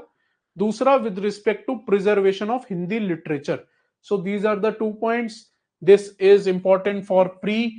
This I am sure you guys know कि आपको मेंस में किस क्वेश्चन में लिख सकते हो इसे. another issue, linguistic issue is raised by Tamil Nadu CM is with respect to LIC. So LIC के पोर्टल पे अगर आप लॉग इन करोगे, सो portal basically even the content with respect to switching to English is written in Hindi. ठीक है, so he raised this particular issue. He said that LIC has now become a tool, a political tool of the center with respect to Hindi imposition. I've included this news only as an example. ठीक है, federalism का अगर कोई question आता है wherein linguistic issue if you are mentioning, there you can write this as example. UPSC नहीं पूछेगा separately, आपने इस कंटेंट को यूज करना है to prove your point with respect to federalism driven issues. या लैंग्वेज इश्यूज पे question आता है, लिंग्विस्टिक डाइवर्सिटी चैलेंजेस पे इशू आता है GS1 में, there you can write these points which I have discussed just now. Another issue is with respect to Delhi government. Delhi government में center has given power to the LG to appoint lawyers. Appoint lawyers का मतलब क्या है? Government lawyer जो कि state government को represent करते हैं कोर्ट में. ठीक है, तो दिल्ली गवर्नमेंट इलेक्टेड गवर्नमेंट है. Now Delhi government if it has to represent itself in the say Delhi high court और supreme court, then it should have power to appoint the set of lawyers that it wishes to, but then that power has been given to the LG rather than the government itself, and that is why the Delhi government has challenged this decision of the center in the Supreme Court. जब इसका decision आ जाएगा we will discuss this again. Fundamental rights. Fundamental rights में I have already taught you suicide, right to die. We have discussed in brief right to privacy. ठीक है, आज अब कुछ और न्यू राइट्स हैं जो न्यूज में आए थे वो डिस्कस करते हैं. सो राइट टू प्रिवेसी में एक और राइट आया है, इंटरप्रिटेशन आया कोर्ट का, मद्रास हाई कोर्ट का, दैट इज स्पाउसल प्रिवेसी. बहुत बढ़िया है. ठीक है, काफी मूवीज भी आप लोगों ने देखी होंगी वेयर वन बेसिकली स्पाउस जो है मेल या female would say surveillance, snooping, vigilance. या सो काफी आपने मूवीज भी देखी होंगी वेयर इन वन से मेल और female would snoop over the other. ठीक है, तो अभी ऐसा ही केस हुआ, एक डिवोर्स केस चल रहा था and the husband had snooped over the wife and obtained her phone without her permission and got hold of the call details of her wife and submitted those call details in the high court, alleging that देखो ये इसकी call details है and these call details basically prove that she is indulging in adultery and all, and hence I should be granted divorce. But the honorable high court, it suggested that you have violated the right of spousal privacy, कि आपने अपनी spouse की privacy breach करी है. You obtained the information illegally. You should have sought permission from your wife to get the details of the phone, and hence the details were obtained illegally and cannot be submitted as an evidence in the court of law. ठीक है, तो ये अलग ही level पे चले गए हैं. तो अब कैसे सर्वेलेंस होगी? सर्वेलेंस के लिए भी अगर मुझे किसी की परमिशन लेनी पड़ी तो सर्वेलेंस कैसे होगी फिर? ठीक है, तो ये इनका इंटरप्रिटेशन है. Anyway, I am not questioning that, but this is what it is. So spousal privacy is part of right to privacy as per the Madras high court. Issue मैंने आपको बता दिया है. The sections that come into play are section 63 and 39 of the BNS and 79A of the IT Act, which calls for कि electronic record अगर कुछ submit होना है as an evidence in the court of law, then that should be certified. 79A hence comes into play here. So spousal privacy was in news with respect to right to privacy. Now, why is it in news is because Amol Palekar, इनकी एक documentary film आ रही थी and the central जो CBFC है, central board for film certification, उन्होंने कुछ restrictions लगा दी डॉक्यूमेंट्री मूवी पे. So now he has went to the supreme court alleging that जो सीबीएफसी के मेंबर्स हैं, they are not qualified enough to decide on the merits of the case, कि किस फिल्म पे क्या रिस्ट्रिक्शन लगानी है नहीं लगानी है. They are not qualified enough, and he has stated that the Cinematograph Act of 1952, it does not talk about the qualifications required for the CBFC members. So this is the MCQ that I had given you, कि इस act में लिखा है eligibility criteria, नहीं लिखा है, and hence that statement was wrong. So, and second point, he has stated that इनकी documentary थी जिसपे कुछ रिस्ट्रिक्शंस लगाए थे सीबीएफसी ने. He has stated in the Supreme Court कि इस एक्ट में सिनेमेटोग्राफ फिल्म की डेफिनेशन दी गई है. In that definition, documentary word itself is not mentioned, and hence documentary should be out of the purview of the CBFC as such. So these are the two issues that he has raised. I'll discuss that again. पहला issue कि इस act में there is no eligibility criteria with respect to the members, and hence they are not fit to decide कि कौन सी film को क्या category देनी है, and so on. And secondly, that documentary as such is not mentioned in the definition of cinematograph film under this act, and hence documentary should be excluded from the purview of the CBFC as such. Supreme Court has allowed the petition. Supreme Court will examine the case. जब हो जाएगा, we'll discuss it again. Minority institutions, very important, बहुत important है pre और mains दोनों के लिए. So the news is basically in context of Aligarh Muslim university. 1967 में सुप्रीम कोर्ट की रूलिंग आई थी इस केस में, S Aziz Basha versus union of India. And in this ruling the supreme court had ruled that AMU को माइनॉरिटी इंस्टीट्यूशन स्टेटस नहीं मिलेगा. ठीक है. सो AMU minority institution status was revoked basically in 1967 ruling by the Supreme Court. Thereafter, there was one amendment act that was brought out, that is the AMU Amendment Act by the Parliament. It was brought in 1981, and AMU was again granted the minority status. This was revoked or struck down by the High Court, Allahabad High Court in 2006. ठीक है.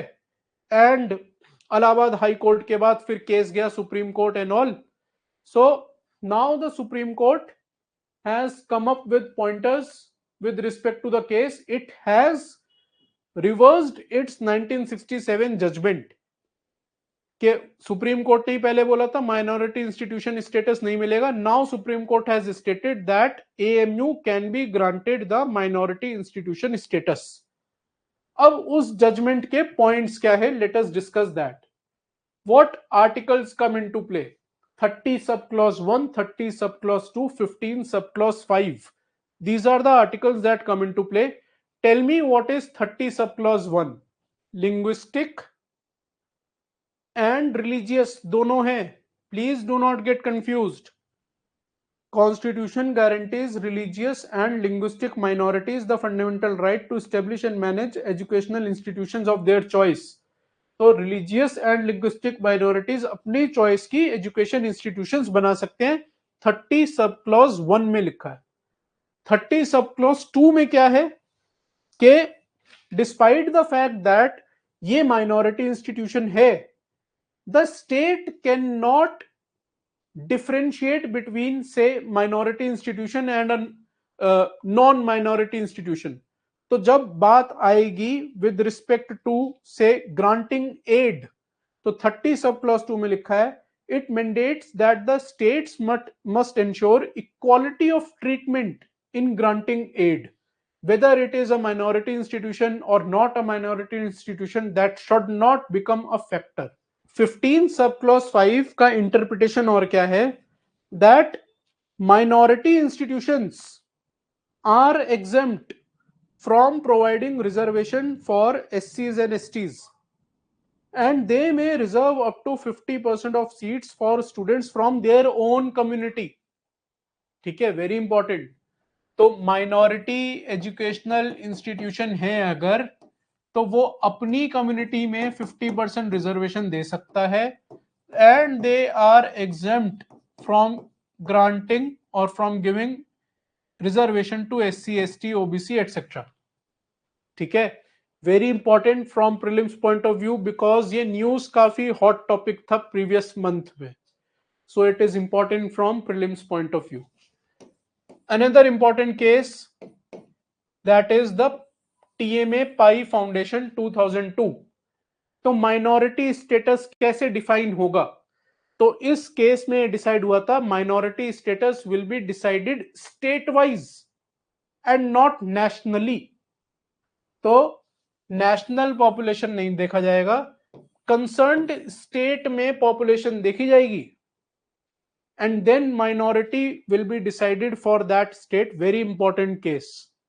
ठीक है, so the articles that I have discussed are 30 sub clause 1, sub clause 2, 15 sub clause 5, TMA Pai foundation case, and the judgment, जो पहले judgment आई थी 1967 में, and the basic chronology of same कि 1981 में दे दिया गया था दोबारा, 2006 में इलाहाबाद हाई कोर्ट ने उसको अवॉइड कर दिया. Now supreme court has went back on its own judgment of 1967 and has stated that using the articles 30 sub clause 1, 30 sub clause 2, 15, 5 etcetera, AMU can be granted minority status, minority institutional status.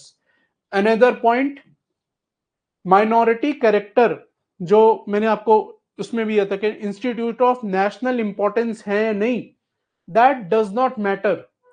तो minority institution भी institute of national importance हो सकती है at the same time. And last important point which was not part of your MCQ, तो ये इस पे please focus करो.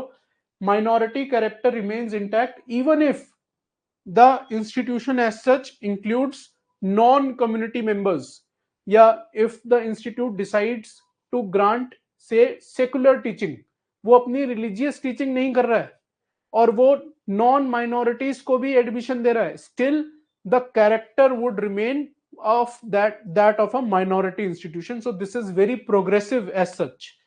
ठीक है, कि एक माइनॉरिटी इंस्टीट्यूशन है, वो सेकुलर टीचिंग कर रहा है, वो दूसरे लोगों को भी एडमिशन दे रहा है, तो उसका उस पे नेगेटिव इंपैक्ट नहीं होना चाहिए. तो ये तो बढ़िया है प्रोविजन. ठीक है, so this is all about the minority institutions. Next news is with respect to private property. 39 sub clause B, material resources for common good. तो मैं रीड आउट कर देता हूं आर्टिकल एग्जैक्ट कहता क्या है, and then we will discuss this issue. Article 39B of Part 4 provides that ownership and control, दोनों चीज, ownership and control of material resources of the community. Material resources किसके? Community के, public community के. So ownership and control of those material resources of community are so distributed as best to subserve the common good. कि अगर कोई material resource है community का, तो वो ऐसा डिस्ट्रीब्यूट होना चाहिए कि कॉमन गुड सर्व हो रहा है. बेसिकली यूटिलिटेरियनिज्म से याद कर सकते हो, just distribution of resources so that maximum happiness of maximum good is served. कि पब्लिक रिसोर्स है कोई, जैसे पार्क हो गया अगर कोई, तो उसका ओनरशिप एंड कंट्रोल ऐसा होना चाहिए that common good is being served. ठीक है, अब इशू क्या है कि what is material resource and what is community. material resource of community क्या है? तो अब ये तो वेग टर्म्स हैं एज सच. मैं अगर as a government if I intend to acquire a private property in name of it being material resource of community, I can do that. So इसका मिसयूज ना हो, इसीलिए अभी रिसेंटली सुप्रीम कोर्ट की judgment आई है that state has no right to acquire every private property, कि मैं किसी भी प्राइवेट प्रॉपर्टी को मटेरियल रिसोर्स डिक्लेयर करके कॉमन गुड के लिए एक्वायर नहीं कर सकता. Supreme court has come up with the definition कि क्या होना चाहिए basic eligibility of a property xyz property to be counted as a material resource, to be counted that for community and common good. तो वो क्या बोला है उन्होंने कि court has dismissed the idea that state can acquire private property to serve common good. Material resource of community must be a material as such, मतलब tangible material होना चाहिए और ये प्रूवन होना चाहिए कि वो पब्लिक गुड है, कम्युनिटी का गुड है वो. The key factors which will determine this are कि रिसोर्स की कैरेक्टरिस्टिक्स क्या है, कम्युनिटी वेलबींग उससे कितनी इंपैक्टेड होती है, रिसोर्स कितना प्रेजेंट है, स्कार्स है या नहीं. मैंने रिसोर्स को अगर कंसंट्रेट कर लिया, किसी एक जने के पास वो आ गया, मोनोपोली हो गई, so how is the state going to be affected, how is the public good, common good is going to be affected in the future if there is concentration in hands of a few of that resource. So all these factors will decide whether the state can acquire a private property or not. The articles that come into play are your chapter 4, that is DPSP 39B जो मैंने discuss कर लिया है. erstwhile right to property भी था. Tell me the article, कौन सा था erstwhile article right to property को लेके? 31 19(1)(f) and 31, which was later changed into a legal right under 300A. right to property legal right हो गया है 300A में. ठीक है. Another article that comes into play here is 31C, जिसपे मैंने MCQ भी दिया था, हार्ड कोर स्टैटिक पॉलिटी का क्वेश्चन है.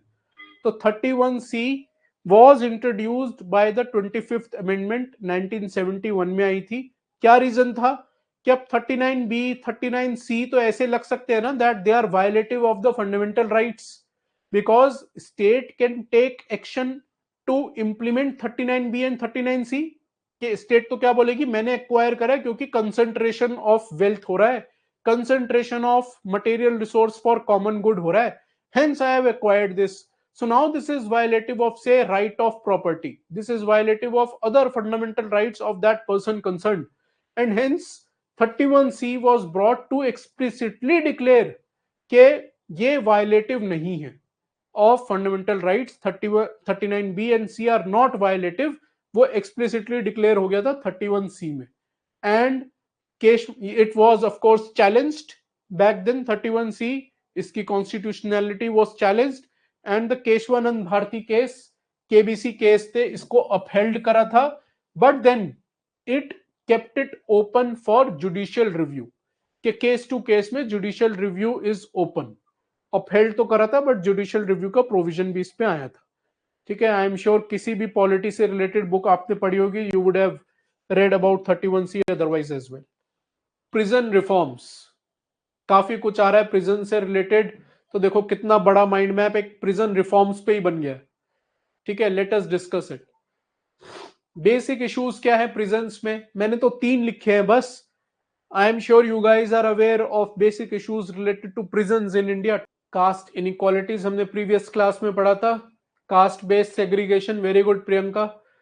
Safety, sexual abuse, over burden, over occupancy मैंने आज ही बताया 131% ऑक्यूपेंसी रेट चल रहा है. Caste discrimination, over crowding, custodial death, very good. Hygiene. ठीक है. ये सब बेसिक इश्यूज हैं with respect to the prisons in India. ये डेटा मैंने आपको ऑलरेडी बता दिया था. 5.7 लाख प्रिजनर्स हैं, 4.3 होने चाहिए थे. 131% ऑक्यूपेंसी रेट चल रहा है. 75% of them are under trial. And then there are issues with respect to the disabled as well, कि prisons जो हैं accessible ही नहीं है. There is no national database with respect to the disabled prisoners. जब national database ही नहीं है, उनसे related policy कैसे बनेगी with respect to their elevation of their sufferings कैसे पॉलिसी बनेगी? So they are basically easy targets for abuse and violence. Now in light of this, recently एक report release करी थी प्रेसिडेंट ने. रिपोर्ट का नाम क्या है? Prisons in India, mapping prison manuals, measures for reformation and decongestion.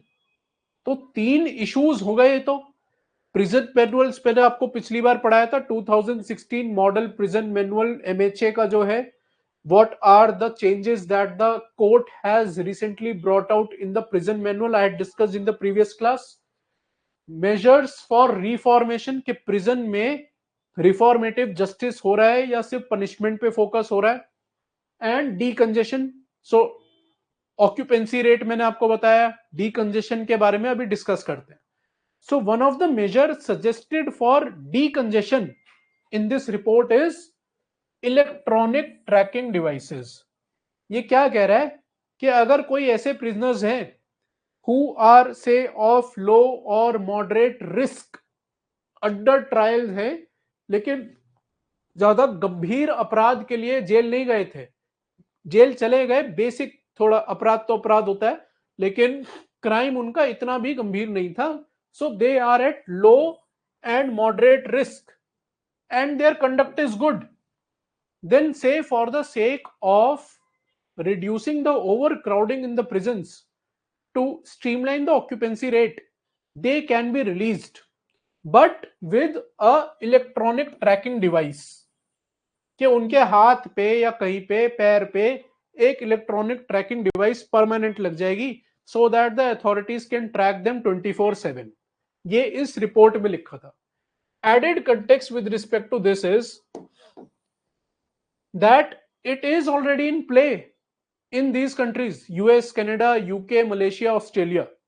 तो ऐसा नहीं है कि सिर्फ हम ही कुछ ऐसा कुछ नया कर देंगे, ये ऑलरेडी प्ले में है. And in various cases supreme court and high court such as Delhi high court have called for mobile locations of those on bail, कि तुमको वीक में एक बार या मंथ में एक बार या फोर्टनाइट में एक बार अपनी लाइव लोकेशन भेजनी है टू द अथॉरिटीज. ये करा है. बट देन अब यहां क्या होगा? यहां 24/7/365 मॉनिटरिंग होगी, सर्वेलेंस होगी. So it has its own challenges. ये तो स्टेट स्नूपिंग हो गया, स्टेट ड्रिवन स्नूपिंग मेरी एक्टिविटीज पे. So the supreme court itself has ruled that objective of bail conditions cannot be to maintain constant vigilance on the accused and has called for safeguards. अभी किसी ने chat box में भी, I guess Shweta had written this in the chat box, that this will infringe your rights, this can be misused, right? So Supreme Court has also called for safeguards before such a thing can be implemented in India. What are the positives that will be possible if this thing is brought out? Decongestion हो जाएगा. Under trial है वो, उसका trial ही नहीं चल रहा है, वो अपनी फैमिली के साथ रह सकता है तब तक. मान लीजिए ट्रायल खत्म होते होते 20 साल हो गए and after 20 years he is proven to be innocent.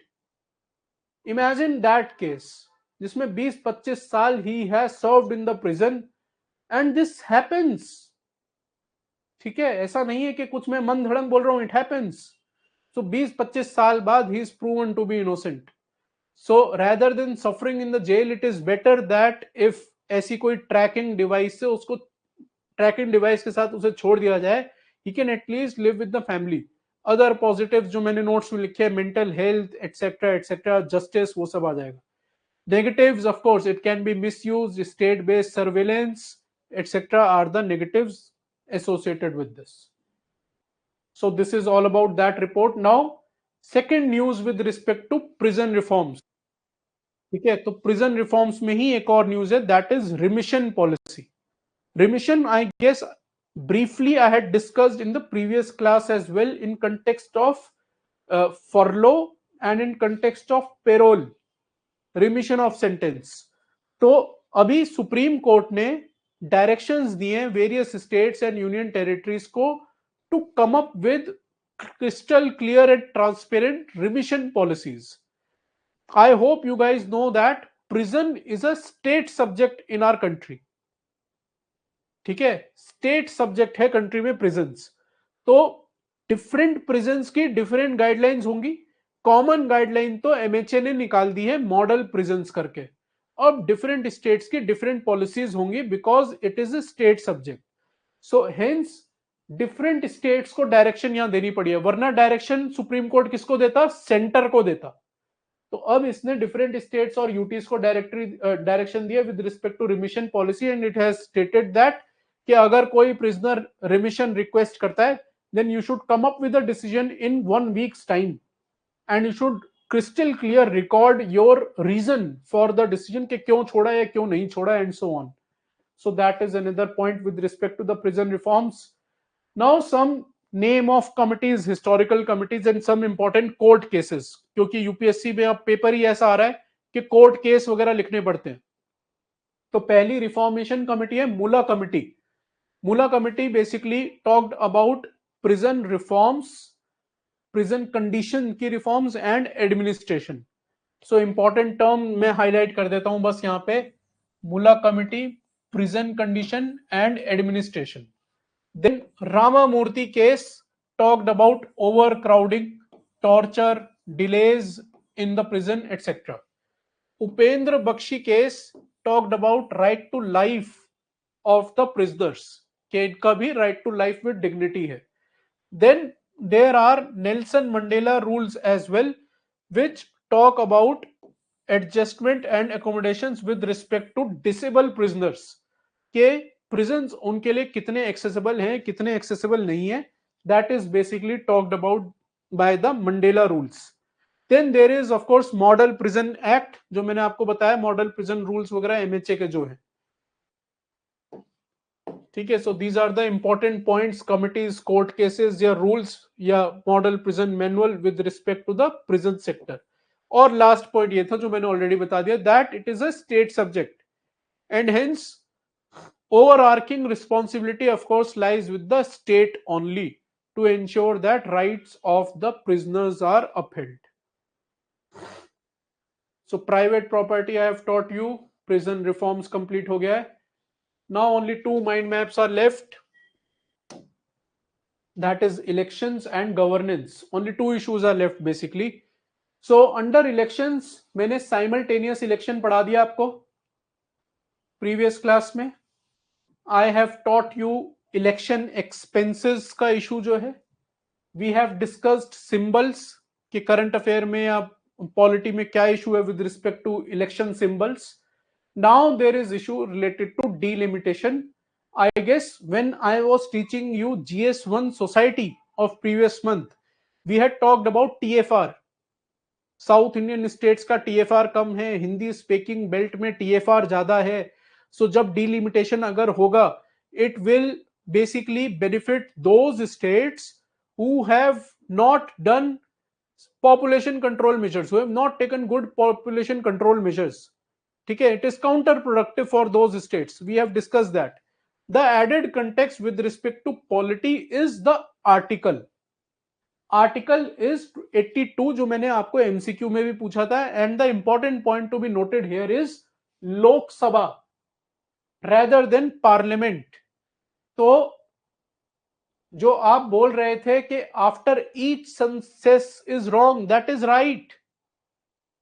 After each census लिखा है आर्टिकल 82 में. प्लीज ओपन चैट जीपीटी या Google, you can confirm as well. After each census is actually right. So that option, that statement was wrong only because of inclusion of word parliament and not Lok Sabha. Clear hai? So article 82 requires recalibration of Lok Sabha seats per state after each census, but last time ये करा गया था 1976 में.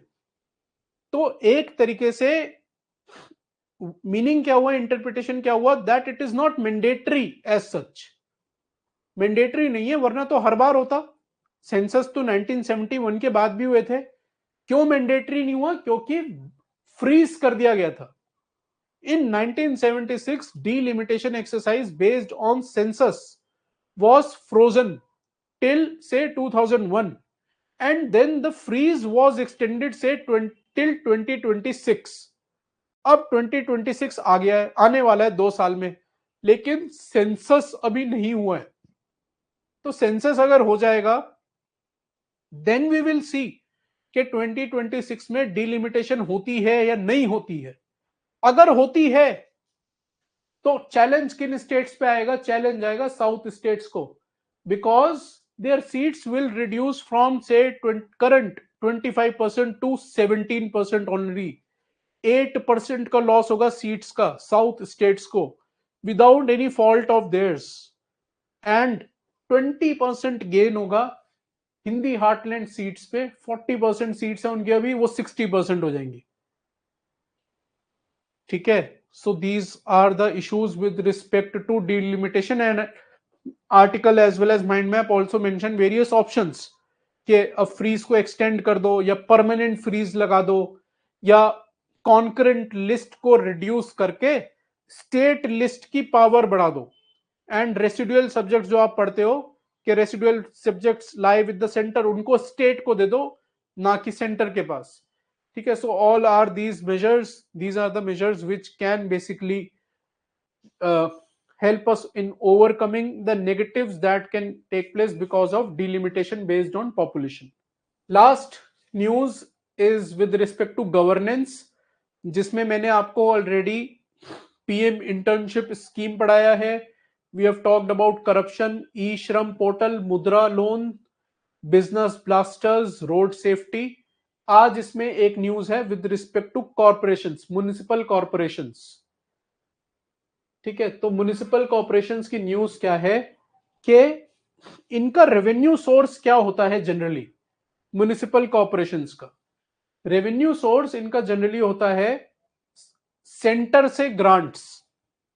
ठीक है. या subsidies वगैरह, grant subsidies जो होते हैं वो इनका मेन सोर्स हुआ करता था. Now over the last few years they have been able to generate their own revenue. Own revenue कैसे? Through help of taxes, fees, user charges.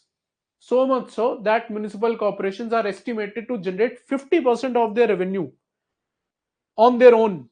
तो ये बहुत बढ़िया है कि अब म्युनिसिपल कॉर्पोरेशंस की फाइनेंशियल ऑटोनॉमी हो गई है basically with respect to generation of revenue. 25% अभी भी आ रहा है फ्रॉम द ग्रांट्स, सेंट्रल या स्टेट गवर्नमेंट जो ग्रांट्स दे रहे हैं. रेंटल इनकम, अगर कोई प्रॉपर्टी म्युनिसिपल कॉर्पोरेशन के अंडर है, rental income, investment income etcetera also comprise of this portion. Then there are transfers from finance commission, state finance commission as well. So main sources of revenue क्या हो गए municipal corporations के लिए? एक तो अपने फंड्स हो गए, टैक्सेस, फीस वगैरह से, रेवेन्यू ग्रांट्स हो गए, या ट्रांसफर्स हो गए from financial commission, state finance commission, या फिर रेंटल इनकम, इन्वेस्टमेंट इनकम.